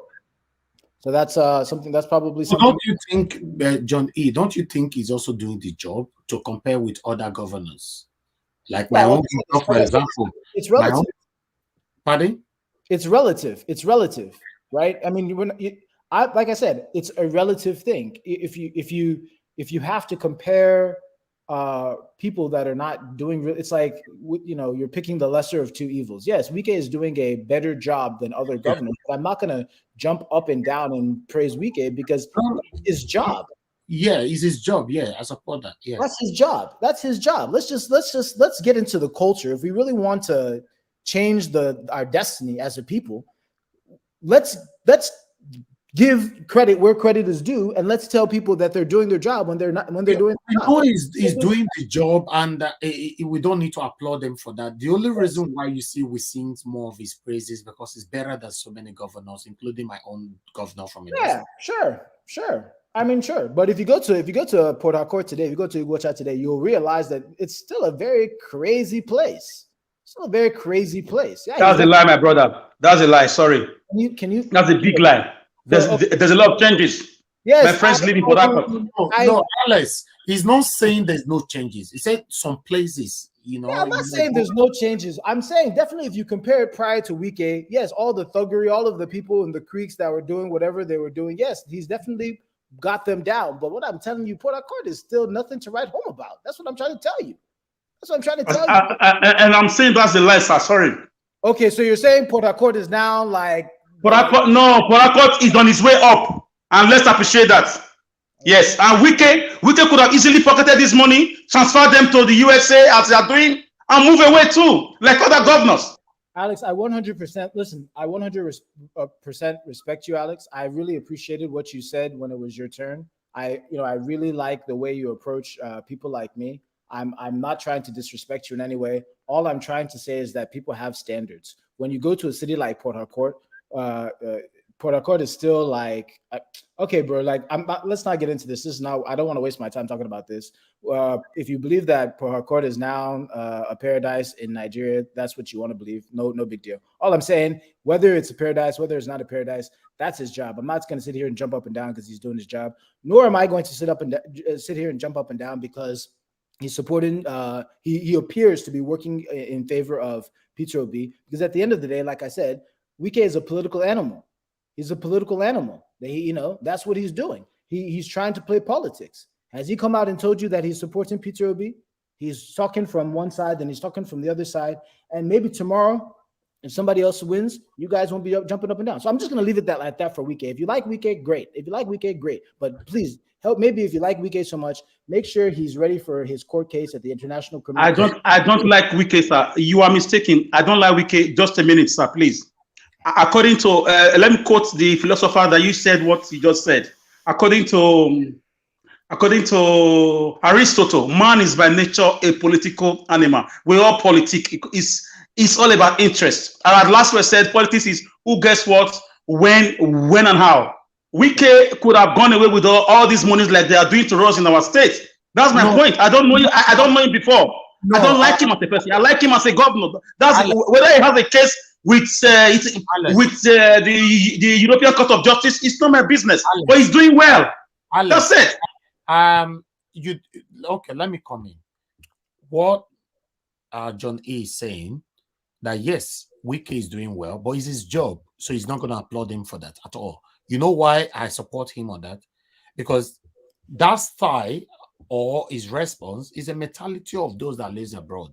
We have never, all my years in abroad, we have never applauded anybody in power here. So I believe it's his right not to applaud him because he believes he's doing his job. You do your job, you get fired.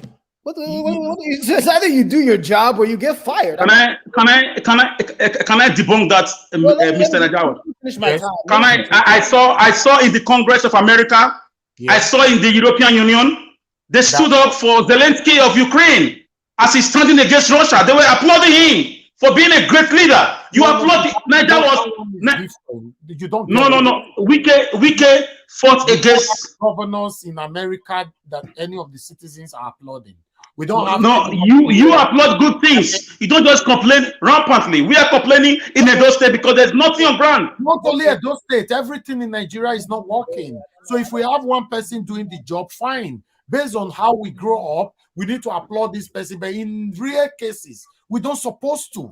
That's what. But it's not applauding. It's just saying thank you. Thank you. Maybe it's a choice of word. Maybe it's a choice of word. Applauding is okay, but when we start singing praises, it makes it look like we are. Okay, you don't sing praises, but you can say thank you. And I know Mr. Naja was, no matter what you do, people will still hate you. You as a person. So take that to the governor. No, that one, yes, you are right. But what we are saying, we are talking about governance. You know, any of the people in government shouldn't be applauded at all. Of course, you're right. I join you on that. But you can say thank you. Or because the way they brought us up, when they give us one road, we'll be telling them thank you. No. When they give me 24 flyovers, 15 express roads, when they chase away Fulani from my land, I will say thank you. If a taxi man drops me, I say thank you. It's not applauding. That's why I said it's relative. That's why I said it's relative. No, unless you are Davati, taxi man is not in government. But he's doing his job, right? But I pay him, I say thank you. Yes, but people in government, remember, no matter how good they are in Nigeria, any good thing they would do, remember they've taken more than 40 to 50. That's what I'm trying to. You're sitting here talking about, bro. Yes. Do you know how much money has been stolen from you? Do you know, Alex, that? Do you know that a member of parliament in the one of the member of parliament, I forgot his name, he took £146 to pay his electricity bill. 146 pounds. He was forced to resign. Alex. But we say that we are applauding today, which is normal because it's different from many other governors. But I can say to you that Wike have pocketed a loss of billions. Now we are. This is what I'm trying to. Okay, but if the same Wike is also on the side of Mr. Peter Obi, it's okay. If he's a criminal, the court should go after him and pick him up. I don't support criminals, but I'm applauding good things. Thank you, Johnny. Continue. Okay, but this is the mentality that I can never understand. Do you know you're supposed to be living? Do you know you're supposed to be living in paradise? Do you know how much money has been stolen from you? Exactly. For once, Naija Watch, please let me quickly put something here. Okay, the whole European Union is burning.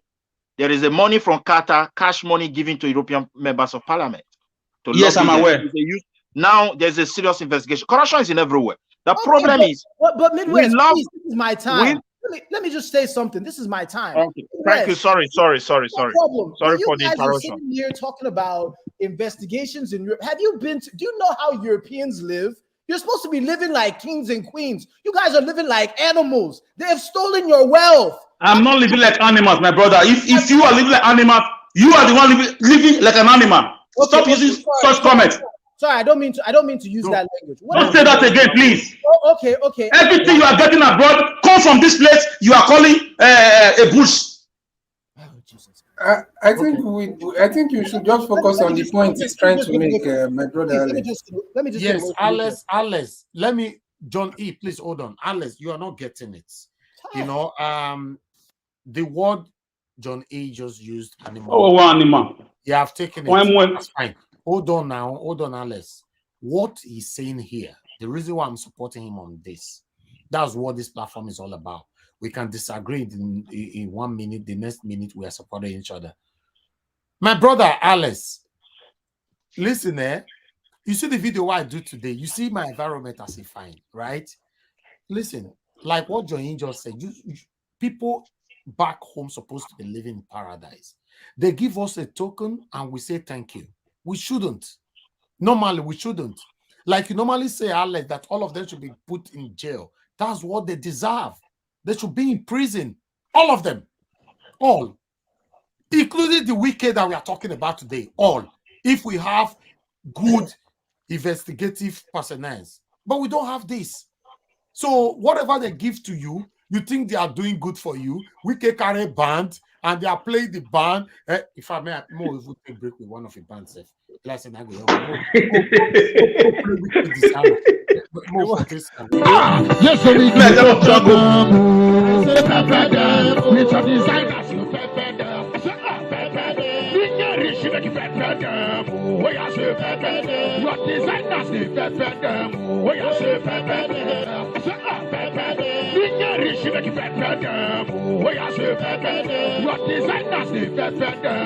Don't distract us again.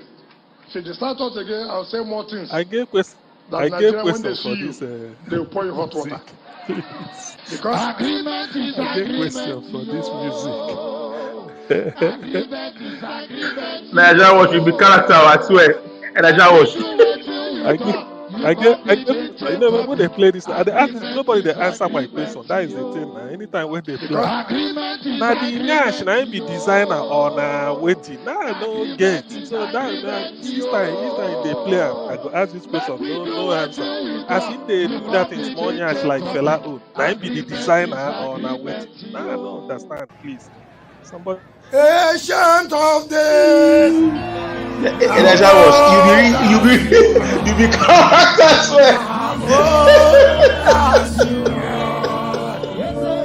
How you go play? I beg, I'm sorry, guys. Naija Watch, I beg. Hey, Johnny, continue. I agree with you now. After watching that.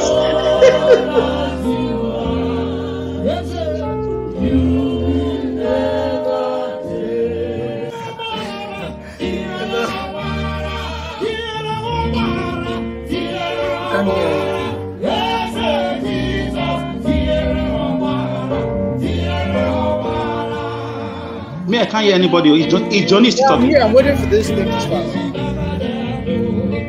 waiting for this thing to start. Nigeria Watch takes it away. No, I think your system is backward. All right, brother. all right, And all you're in right, America. all right. Thank you very much, my people. Okay. You see, the reason why I played that video for us to know that, yes, of course, Wike is doing a great job to compare with other governors, but Yes.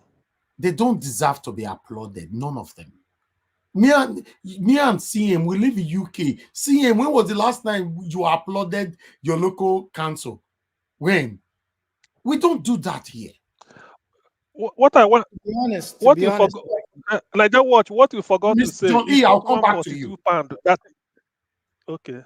It's not No, go ahead, £132. It's not £142. Yeah, that one is even big. There's a home secretary called Jackie Smith. He own a £5.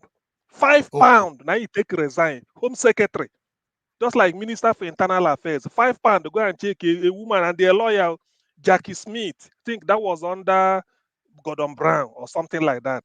You £5. Now he take and not be say he claim him. Mistakenly he entered. They should have called her to say, please. If we have to investigate Wike now that he's peppered them with his green designer, a coat where he wear, if you know, say Wike money we don't thief. In fact, the way they share take everybody. Africans, He now forever. the thief they share. They share everybody. I'm aware of a former Swedish president that went to jail over three Swedish kronors. He went to jail for 2 weeks. He mistakenly took it from the draft, and he did not put it back. £5. What about the ones they killed for corruption? Which country was that again? They killed some politicians 3 months ago for corruption. 3 of them also. That would be Asia. I think that was in Asia country. I forgot the country right now. Anyway, I have a caller before I move on back so that John E can round up. FA, my brother, thanks for calling in. Talk to us. Bros, good evening. Good evening, Nigeria Watch. Good evening. Good evening, good evening, my brother. panelists. Good evening, the viewers like me. I greet everybody in this platform today. Thank you. Yeah, why I just call this evening, say I want to contribute. You know, me, I dey follow every time you dey come online, I dey follow you. Just that I dey day work. You understand? You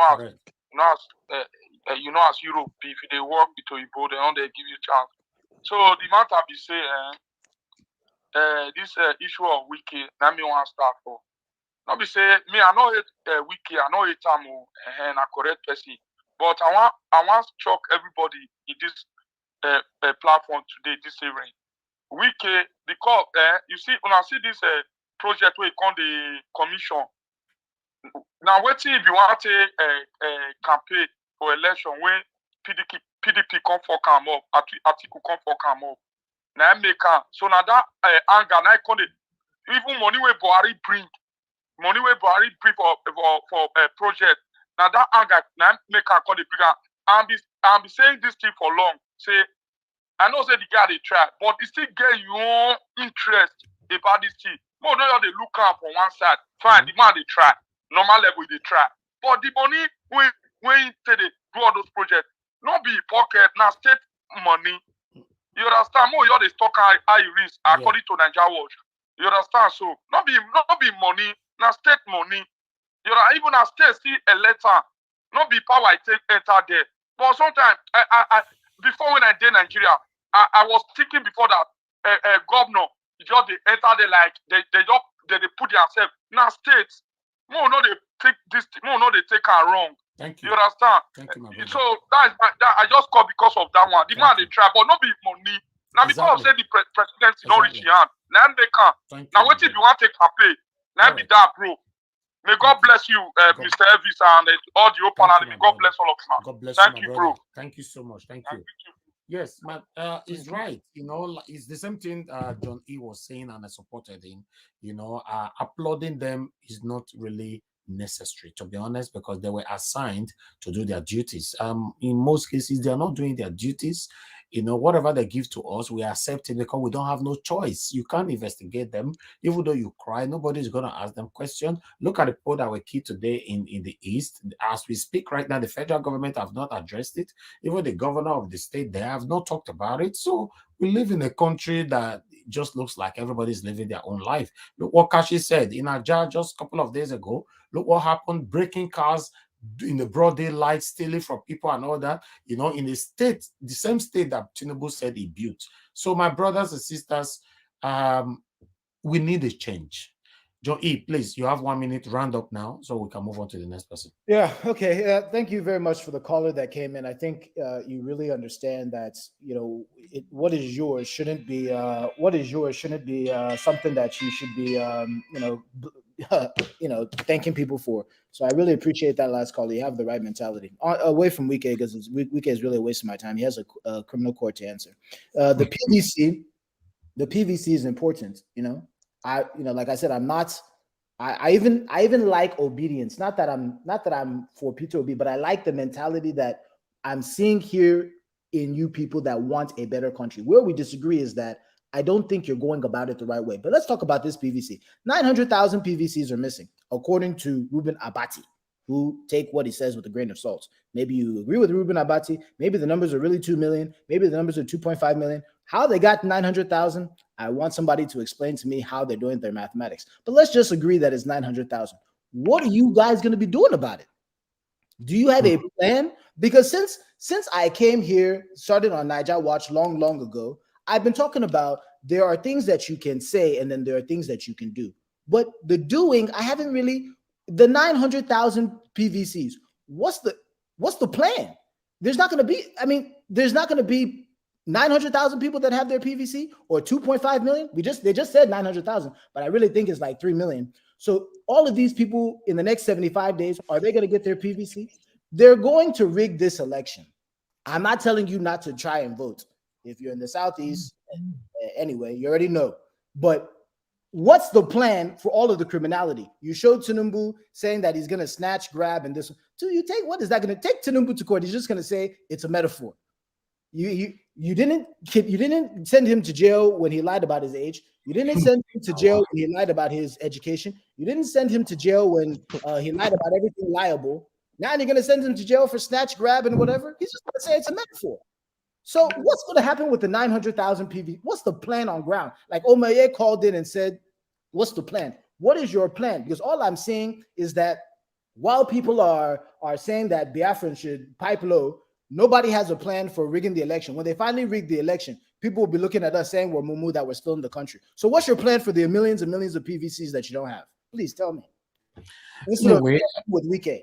No, John E, on this, I agree again, once again with you. To be honest, for me, I'm frustrated. I'm tired. I'm just tired of this. Niger Watch, don't be tired. People are on ground. Our youth are no longer falling prey the way it used to be. It's a consign to them. Like though people were trying to ring that election with all might. What happened? Your voice, my voice, ginger the people. I like this. They went to street and like stand for their culture. You, to be honest, bro, it's not easy, man. When you see what is happening in our country, Midwest people, God. We know it. I'm not talking about the youth on ground. I'm talking about the 900,000 missing PVC. I'm not talking about hope. I don't want to talk about hope anymore. I want to talk about the 900,000, more likely 3 million PVCs that are missing. Please tell me your plan for the missing PVCs. Please tell me your actual plan. See, the people that are contesting, definitely, let me tell you, my brother, when you see a very huge challenges on ground, there are moments when you see patience is the best strategy. And that is the situation we find ourselves. Not like telling people you will fight, you will do this. A time is coming. This Nigeria you are seeing, the youth are willing to say no. Not the one you are saying, maybe people from East alone say no. The youth in Nigeria, whether North, East, South, everywhere. And that is already happening. Let me tell you, let them be missing the PVC. When people finish voting, don't you see them campaigning, even in their own strongholds? Their campaign manager are being stripped naked, removing their clothes by their own people. Has that been happening in Nigeria? People are so frustrated. They are filled with pain. More than you and me that is in abroad. Nigerians don't even enjoy what's called Christmas this year. No money. Midwest, you're giving anecdotal stories. What the outside world actually sees is that there's three candidates. There's a Tinubu, Atiku, and there's a Peter Obi. They say, okay, some places that Peter Obi goes, there's massive crowds. Some places that Atiku goes, there's massive crowds. Some places that Tinubu goes, there's massive crowds. They'll say obedience are aggressive. They'll say Tinubu is aggressive. They'll say Atiku is aggressive. At the end of the day, when you don't find your 3 million PVCs and they rig your election, please, what is your actual plan? You don't have AK-47 and you're already trying to put ESN. So let me tell you that I have my own plan. I don't believe in AK-47 without a structure of discipline among the rank. What does that even mean? You don't believe in AK? Let me break it down for you so you can understand me. I don't want to go down this road, man. Please, now that missing for me is only happening in Lagos, and we have over 50 million voters. It happened in Edo State. People are still there. They will do everything. They are going to fail. Listen, before all right, that's fine. You have answered that. We have more people here that have not said anything at all. I'll see him. You have 10 seconds. Just go straight to the point with the answer. The answer I'm giving John E is that that's what they call mass action. The federal government must know that any hanky-panky with this next election, Nigeria will burn. How is going to happen? Those AK-47 you've not seen today, you will see it then. They know it. Even the world will warn them. So do not, when they push people to the wall, even the bread you are holding becomes AK-47. Let me leave it at that.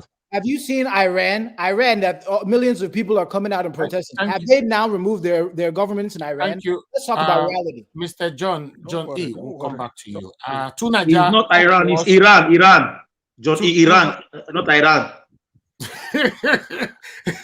Wait till John E do you, Alice. You don't leave John E square. All right. To Nigeria, please talk to us. Then we'll go to Omoye's corner. Oh, I think we just lost. Okay, Omoye's corner is still with us. To Nigeria, are you there with us? Okay, to Nigeria, you are not speaking. No. You are muted, but you are not saying anything. No, Alex will be penalized because he marked not good. Okay, Omoye's corner, talk to us before to Nigeria is ready. Hello, can you hear me? Okay, we can hear you now. Okay, go ahead. Yeah, my mic is playing up. I think of stuff today that seems to, I guess people are coming up across from different angles. And I'm not exactly very, from my point of view anyway, I'm not exactly in agreement with quite a lot of people. Because last Sunday, or no, not this Sunday, the previous one before last, when ECPA came online and, basically said that he was going to try to sabotage Obi's campaign. And you hear even so-called Obi supporters try to avoid condemning that kind of behavior. And when he says he's going to sabotage, what he's basically saying, cause havoc. And when we see havoc, but that's not the topic now. We have moved away from that conversation tonight. But the last time CM spoke, he was able to talk about it, but you didn't interrupt him. Can you just stop? Why is it that CM was able to address the same point the last time he spoke? I'm not able to address it when this is my first time of speaking. You're going to run into a brick wall if you try. Exactly. To like you want to create war again. Let them run into a brick want to. But point is that people have to confront the truth of their life. They have to confront the truth. Next time, because although you already contributed on that, I saw you on the comment section earlier on. So just talk about the PVC, please. Because now another one on your one crazy, so we'll spend 4 hours. Yeah, but the CM talked about it. Like, why am I being censored? CM literally talked about it. The very last statement he made. No. What CM said, if the election is manipulated, at the end of February, right? I heard him. He didn't go straight there. You are good. I know where you are going now to Nigeria. He went there. I said the federal government knows that if they play hanky-panky with next year's election in the hope that it will be business as usual, Nigeria will burn, because the people, when you push them to the wall, the bread, a loaf of bread can turn to AK-47. They never know what will happen, so they better not try it. To Nigeria, Go ahead. Talk Yeah. to us then. Talk to us. Yeah. Because even what was the last one was just going on about the John E guy was just going on in all that. So my point is that I don't like when people are being facetious and two-faced with the way they approach things, because that doesn't get us anywhere. I think a human being should be able to go and take a hard look at themselves and think about stuff that they are saying, because these things matter in the outcomes of our people and the people you claim to. If you say you are against something from happening and some other person is coming to threaten you, you should come out and say, you know what, I sympathize with your idea, but this action you're taking, I don't like it. Don't act as if it's okay for that person to carry on with what they are doing and you claim to be supporting the other side. You can't be killing somebody and supporting them at the same time. That is not how it works. And when somebody, people place accusations towards these same people, some people try to defend them and say, we don't have any proof. All kinds of people can do this sort of stuff. All kinds of... Who cares? The point is that you are the one that are taking the emblem of causing this problem. You have come out openly and say you are going to do it, and look at what is happening now. That is what matters. You have to be accountable. A rule that anybody knows. So this type of attitude that people are carrying on and having this two-face, if you want to support the political process, support the political process wholeheartedly and say, you know what, that is the only path we have. Given the circumstances we are in now, we can't go and start fighting each other and quarreling each other to reach any this in end. I know, I agree with you. No, I know that. You did say that. You know, no, because you didn't criticize Ekpa, did you? Okay. No, he didn't. Even if he clearly stated that he was going to threaten Peter Obi's chances of winning the election. You never. You should have listened. Even from what I say here, he did. Even what I say here, you should know my viewpoint, because I said for Ekpa to say sit at home for 5 days and nobody obeyed him, that tells you he's nobody. As simple as that. Please, so that will tell you. Okay. The topic is it talking about Ekpa? Even tonight. Okay. All right. Okay. All right. Let's get. Nigeria have not been listening. Okay, sorry. Nigeria have not been listening. Maybe I have not been listening. Address the PVC now, please. Yeah, I will address it. Let me just get clear confirmation so I don't go and accuse people forcefully. In CBD, CM, and the others, I assume that none of you are in support of what Ekpa is doing. Yes, that's what he just said. He says he's a nobody. No, they didn't answer. God forbid. No. That's what he just said. God forbid. CM just said that. Okay. Yeah, no. Why should I support? Why? That's why I said. No. I said no. Okay, CBD, please answer that then. How can I support Simon? Who is Simon? Of course, I made it clear here that no sit at home should be enforced, maybe by force. Even if you're going to tell people to do something, it must be voluntary. Civil disobedience is voluntary. So you don't support what Ekpa is doing then? Ekpa is working for the devil of a Bonny State. We don't want that. I mean, okay. Simple. No, it's not long talk. It's just when I yes say or no. Is this topic talking about Ekpa? Is this topic talking about Ekpa or talking about the PVC? How it will be with me? You have used your time. We'll come back to you. You don't finish your time. You know, like Ekpa be Ekpa. It be like don't change. Which one be Ekpa? Ekpa clarity. Ekpa na food for you for video. Ekpa. Who is Ekpa? Can I just for the record? Which one be Ekpa inside? Who is Ekpa? For the record. Wait. Sorry, guys. Who is Ekpa? Tunaja, for the record, Sam Ekpa has shown his face every single day. Can you show your face? Don't change this topic. Please, the topic is not talking about Ekpa. The topic is talking about PVC collection or wicked doing. No people should focus on Ekpa now. Let me go to the. Let me just address the topic quickly. What is Ekpa? What is Ekpa now? He's nobody. Ekpa. In Finland. Ekpa is Naija growing Benin watch. language. Please Oh, listen, and Ekpa. you're not listening. All right. Simon All right. Naija Ekpa. watch. Mr. Chooks never speak. Oh. No, hold on. No, Mr. Chus, you don't fair talk. We're not talking of Benin language. Simon Ekpa. Never talk on This is my PVC first now. time of talking. Okay, let me talk about Wike now. This is my first time of talking. No, to Naija, hold on. You don't hold on. I'll come back to you to Naija. Hold on. Omo yes corner, may I hear from my daughter which day here since she's the only lady we have here with Kashi. Omo yes corner, talk to us. Thank you, Mr. Tunaija. Mr. Naija. So you see why I know the language Mr. Tunaija talk for me. This is the problem. Every time he talk, he go take up everything. They demand responses, and I don't understand. Tunaija be park way for now. Excuse me. Greetings everyone on the panel, and I just want to quickly say this. I agree with John E. With regards to what in giving thanks or praising our leaders in Nigeria. And I understand what Mr. Alex also means when he says, yes, thanks. Why? Because growing up, I grew up in Nigeria. If we see any small thing, because we've been starved of good things in Nigeria. So when we see a person when he do one small thing, would he praise him? Would he thank him? Like say, not be our money you use, because we not get that understanding. Growing up in Nigeria, we didn't have that understanding that government should work for you and not the other way around. I'm just telling you because I grew up in Nigeria and I understood it and I understand where Mr. Alex was coming from. But John E. nailed it, because when you have the opportunity to see and experience better and see that people, when you say you want to serve the people, you serve them.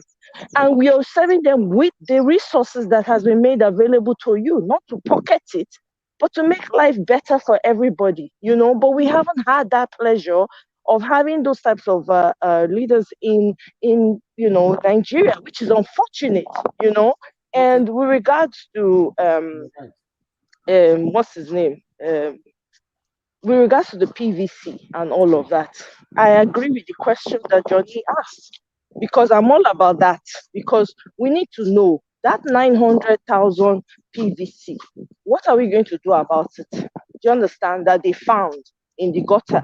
What are we going to do about it? Because we need to account for every one of them. And this is why I say we have voices as a people, as one person, you have a voice. If we all come together and hashtag and say we demand response to the fact that you discovered 900,000, how are we sure it's just 900,000? Because if it's 900,000 in one small local government, if we put all the local government together, and that, to Johnny's point too, exactly, is it really 900,000 or 2.5? If you add that all up, it's adding up. So where are the votes for Peter Obi going to come from? You understand? So these are very vital questions that we need to be pushing and asking, because this is the time for us to demand what we need, not when these people have gotten, because once they get into office, they're going to forget what they ought to be doing, So we need to get into the habit of demanding more from our leaders. We haven't done enough of doing that. We're so, nonchalant about it sometimes. We're complacent. We should stop being complacent. We should adopt the attitude of demanding the highest from the people who want to serve us, not be by force to serve. So if you're ready to serve, you must be ready to make resources available for the people that you want to serve, not to become kings over them. So and the other point I also want to make again, because when I called in earlier, I said yes, the government can plant people, but also is the same. You say the enemies of a man are usually within the members of his household, right? So this is the people from the same region that they will use. So how about the people who notice or who see that these people are doing these things, calling them out also and bringing them out to receive punishment that they deserve, because they're making everybody look bad. When you have a few people, they say a few eggs spoil the basket, or a few tomatoes spoil, however way they say it, you guys understand what I'm trying to say. Call them out, because if you don't call them out, they're going to be labeling. Everybody in every region in Nigeria is agitating. We're all agitating because we are not at ease. Wherever you are in the country, wherever you are in the world, because you're in Nigeria, you're agitated. Look at Johnny. Johnny was born here, grew up here, but he's agitating for Nigeria. That tells you something, so I don't want us, let's use our voice. I agree with him on that. Let's be strategic about this. What are we going to do about the 900? We shouldn't let it slide, because the national new television networks in Nigeria, they're letting this thing slide. We should put our voices together and shout, So that's all I'm going to say, and I'll yield for now. Thank you, Omoyes Kona. Just to that point, one small point. Let me tell you their strategy, so you know their strategy. Their strategy is that they've already rigged the election. I'm not saying don't go and vote. Okay. Go and do what you want to do. They've already rigged it. But the way they're going to rig it is don't worry, we will defeat them. Okay. Okay, so let me quickly say this, John E. John E, the work when we give you never do one. Sister Rita tell you, say, John E, find us tech specialists to help us with our election. Me doubt them, but you say, oh my, you are doubting me. Where then now? Where the people when they will say me you bring? Let me answer that very simply for you. Omoye, let's live in reality now. If I'm a tech specialist, if I hire 100 tech specialists, you think Nigerian government is going to come let me help you not rig their election? Let's just live no. Now for Peter Obi we talk, not before government. So are you now for Peter Obi? Are you advocating that tech specialists will be hacking into Nigerian systems just to make sure that things are going well? That's not what I'm advocating. Right. Johnny, you are taking it out of context. Okay, the question when I ask you, wait, Johnny, wait, because the question when they ask you now, they say, when Sister Rita did this platform, he tell you, say, John, we are looking for tech specialists to help us, because these other people will be trying to hack our PVC networks and all of that. And he said, no, I don't trust John E. This is exactly what I'm trying to tell you. If you have 1,000 tech specialists right now, what do you expect them to be doing? Are they going to be doing? You never answer. Not be the question when I ask you the answer. I not agree. Just forget her. No, just give me 1 minute. You don't answer. No, I only give you 1 minute.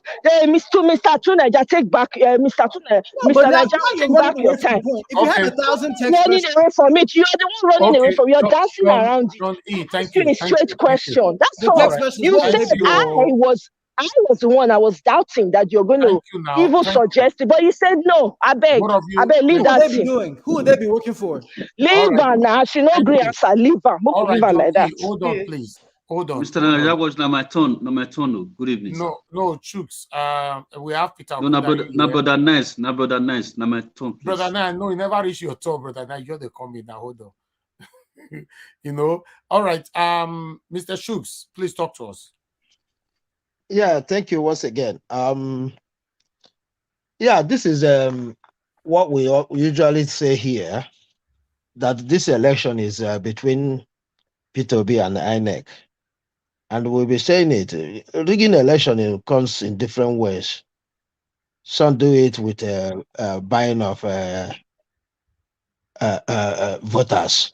Some do it by denying voters opportunities. We see it happen both in the United States, bringing conditions that will make people not be able to vote. PVC was found in Port Harcourt, found, I think, in Lagos the first time. This is third or fourth time this is happening. Like every other person who spoke before me now said that they agree with John E. Because we can't just be sitting hoping that, going to vote and stay there that day and defend that vote will take us through. But when you look back, they're making you even not attending a polling booth alone. It's enough for them to succeed with what they're doing. The question now is, what do we do before then? Or should we wait until it happens? Because this is not, tomorrow you will still hear another story. It happens after 2-3 days, we forget. Then another one happens, we shout. After 2-3 days, we forget. These people know exactly what they're doing. No wonder they use the language they use. Was it yesterday or day before yesterday? That we will remember. What is it called? Chatham House, when it's time for voting. That is exactly what they said, and that is what is happening now. So finding PVC, imagine Tinubu, just like John E said too. Tinubu said, grab, snatch, and do everything to win. Nothing happens. We joked over it. These are things that matters. These are things that matters. If we want to tell ourselves the truth is that if we don't check these people right now, once they declare the result, there's nothing we can do. That's how I found it. It's my own opinion. So the question now is, what do we do? Just like John E. asked. Thank you. What do we do? All right. Thank you very much, sir. I appreciate you. Okay, let's quickly move on to Mr. Peter Okundai. Yes, now good evening, everybody. Good evening, sir. Good evening, Nigeria Watch, the panelists, commenters, listeners, and viewers. Me, I know Sabi talk English. Now, our Nigeria, me and Sabi. Anyone can answer. I beg, me na help us tell Peter Obi, make it tell those Nigerians say, make they go collect their PVC. As he help us to tell them, say, make they go register. Make he help us tell them now. Make any interview where he go, whether they interview or they not interview, or make it come up public. Make still tell them, say, make they go collect their PVC. Say, don't reach time. Make they take collect their PVC. Because waiting ANEC want do now, make people know if you collect PVC or make they take vote. Because the right and say if it start from so and so day, go day ANEC office, so and so time, go day local government, so and so time, go day ANEC office. So that one and make people know even fair collect their PVC. And then now even they work completely, they say they go finish by 3 o'clock. That is the second way. They don't want to make people collect their PVC. Whether they work Sunday, Monday, inside what, inside sun. That one not concern me. Waiting concern me be say any ANEC office where people go, they're supposed to collect. Or if they send a local government, push out to local government and say from now onward, go to your local government. Don't be say in 1 week you go there local government, in second week you go there ANEC, in third week you go there local government. That one automatically don't say make people don't collect that PVC. If now what they want just carry and go now, make they carry and go all the world. Tell people say go your word, go collect your PVC. So that people go collect their PVC. Then make Peter Obi now, they tell people now. Now PVC to me reach now, make they go collect them. Without PVC, they not go fit do anything. That is for that one. Then for the one where they see for inside gutter, I beg, make obedient people. Make they carry and make they look for the people where you get them. Make they call their name. Make those people address where they see. If now Facebook, those people go through collector. Make they everybody, make they all read the name, come out. Any name where they see them, make they read and read the local government so that they'll feel use and locate the people where you get them. Because when those people get those PVC, now they go feel vote. Then the third one, that kind of thing, people suppose don't hold ANEC office. May they tell us how those PVC take come out for their office. Because I wish since the testing I did before yesterday or if now today self in the evening, ANEC office in the afternoon, ANEC office don't full. May they tell people how such thing take they come out for their office. Because ANEC need to tell us how PVC when they print from their own machine. Country enter inside gutter because the first see for data, see for Lagos now. I don't know another place where they don't first see. Tomorrow, I think they don't even first see for near river or something like that. So okay. may ANEC tell us how those PVC they come up from their office because what did they do now? Make people not feel vote. Thank you, sir. Thank God said the person when he still put that one was able to tell them say make people go inside there say they don't put PVC for them. I beg. The PVC where they see, maybe they use and look for the people where get them. Not be saying they'll go return. Hello? All right. Thank you, sir. Thank you. Because what we want to make another return and go ANEC again, say we want to go police station or ANEC. I made the use and look for the people. Thank you. God bless them. Thank you, Mr. Peter Okundaye. The situation right now is Peter Obi is a big threat to these two satanic parties. In fact, Tinubu and his team came out today, saying that they are not worried about Atiku. They are only worried about Peter Obi. You know what that means? They are not worried about Atiku. They are worried about Peter Obi. It's a big threat. We have a very, very, very big chance. Please, let's be united. We are very close. Please. All right, Brother Nice, you're the last person to talk before we round up. Talk to us. Good evening to you, my brother. Yeah, thank you, Mr. Niger Watch. Yeah, thanks for this opportunity. I know I came late. Thank you for still giving me this chance. Yeah, when I came in, I was hearing Sister Omoye's corner when he was telling John E. So I don't think, Sister Omoye's corner, I don't think we should go to that extent, because anything concerning hacking or try to protect PVC, it leads to treasonable felony. Is a big crime. You understand? So we know we want Peter Obi to be the next president of the country, but we don't need to breach the law. We need to be very careful. So that's Brother Nash, just 2 seconds. That's why I told her, sorry to interrupt you, just 2 seconds. That's why I told her that what would they do? And I that's why I told her that, because now if you get evidence, right? But the way you got the evidence is a fraudulent way, they'll use it against you. That's why I went ahead and told her that, what do you want us to do? And then I said, they've already rigged the election. At least you should infer from that. In Igbo, we always say, use your tongue to count your teeth. I be not mean like that to hear. I don't send anybody message. Sorry, Mr. Nice. No, we know the quarrel. I just bring that one out. We know we are fighting for good governance in Nigeria. It's just that we should avoid anything that will implicate us. That's all. And yeah, that is what I have. And we should not be scared. I just want to use this opportunity to let us understand that we are in the right track. Peter Obi is going to be the next president of this country. They are doing everything to pressure us so that we will make some mistakes, so that they will use it against us. But we are going to respect the rule of law. We are going to support Peter Obi to the end, and Peter Obi will be the next president of Nigeria. There's no two ways about it.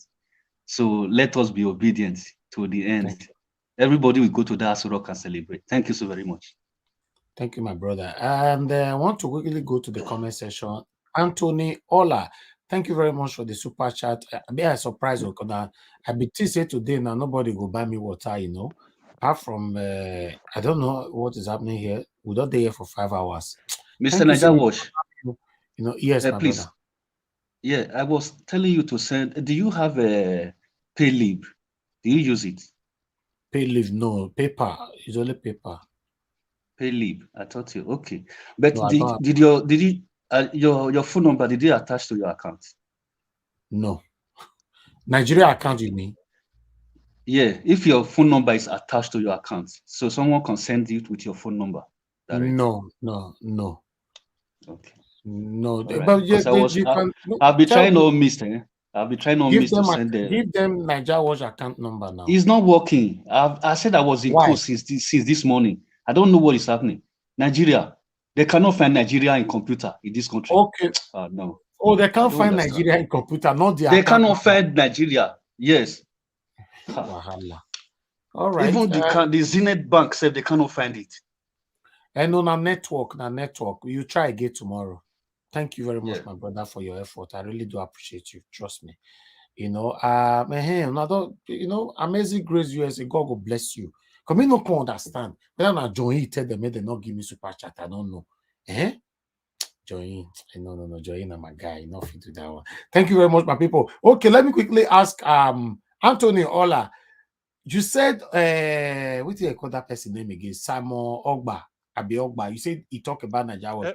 Ekpa. What do you talk about me? What do I do? Samuel Ekpa. Ikba, you say Samuel Ikba talk about Nigeria Watch. I beg, we don't know how what we do am. I beg, tell us, right out for comment section, everybody here what you talk about us.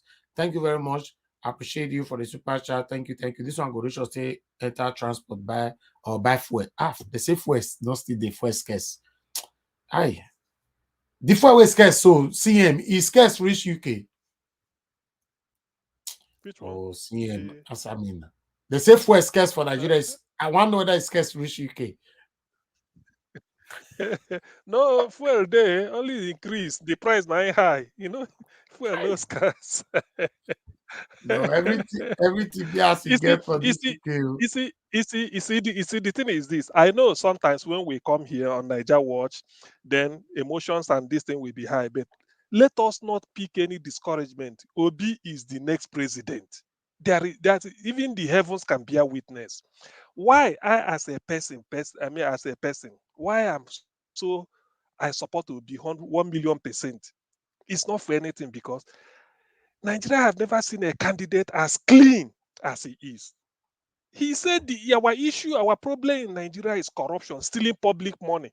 Ekwerema that has 40 houses all over the world. Can you imagine? But Obi, as governor of 8 years, said if he did not steal, if I can't take, you working under me can never take because I will approve what you will take. So that is this side people are talking. That is the fear. Their fear is not because Obi will be president and make Nigeria good, but it will prevent them from stealing. That's why if Obi is a corrupt politician, they wouldn't mind that when he enters there, all of them will join Labour Party and be doing it paddy. But they know when the man is there, Obi is not interested in taking public money. So how will he then allow you as ambassador to inflate the bill for your country or your minister? Thank you, my people. I appreciate you all. Because I still have 2 other important videos that are supposed to play today. Maybe we might do that tomorrow. Or if you guys want us to do it again today,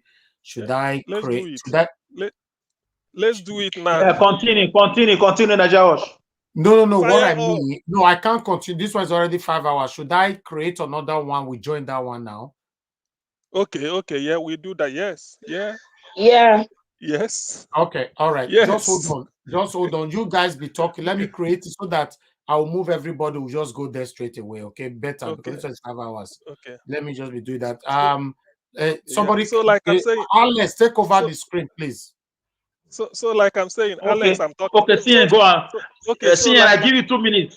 CN, in 2 minutes, please round up. Now 20 minutes. So let me be the new Nigeria Watch. Please, you have 2 minutes. Round up, please. Okay. Thank you, my brother. Like I'm saying now, irrespective of whatever negative news, let's not be discouraged. Obi is the next president. The people have spoken. That Ahmed, the running mate, said all the obstacles they placed in the north for Obi, he said he has gone to demolish them. And what are those obstacles? A lot of lies. One of them is that Obi contributed. Obi is one of the soldiers that killed Ahmadu Bello. You can imagine Obi born 1961, isn't it?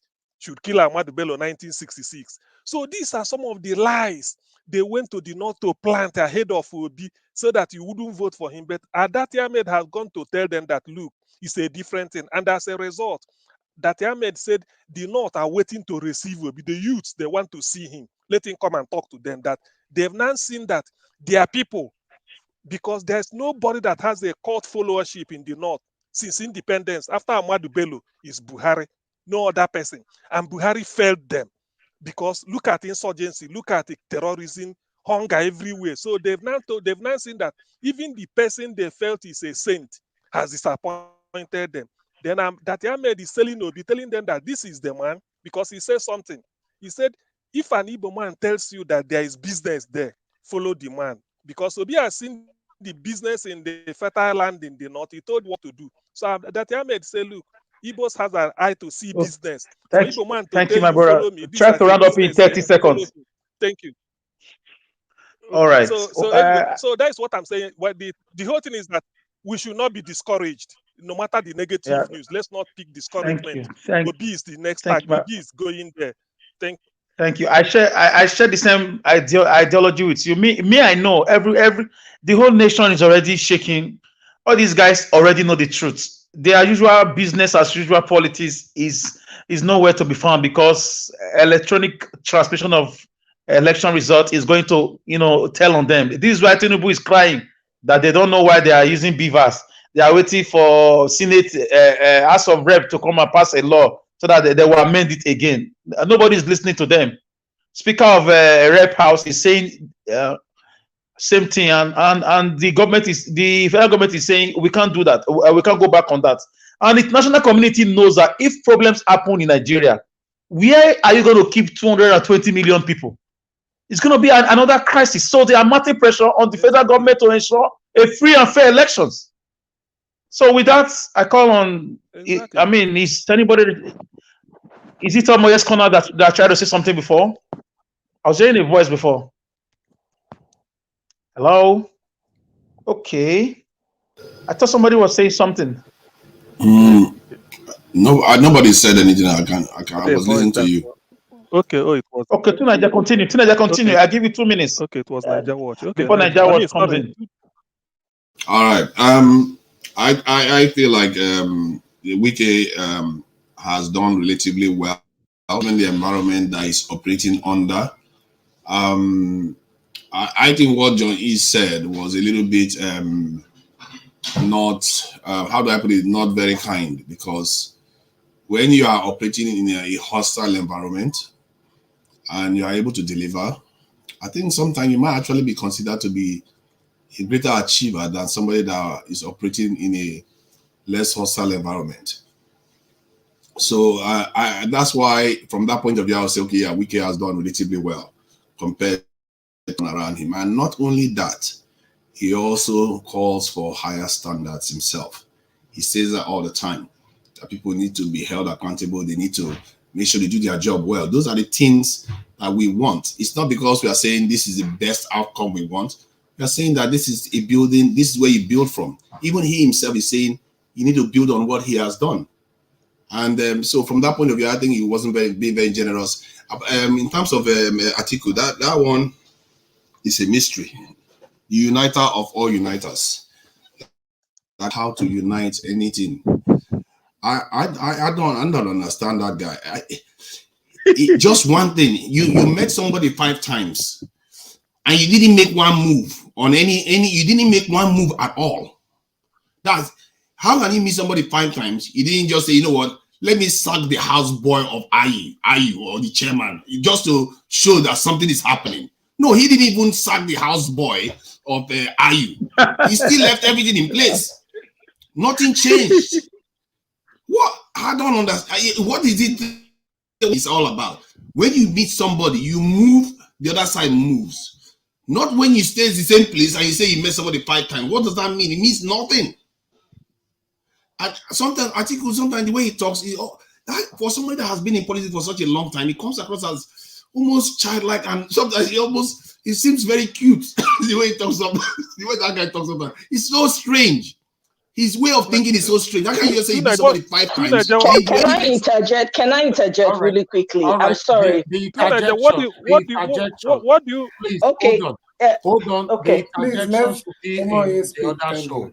The other show, please join me there right now. The interjection should be in the other show.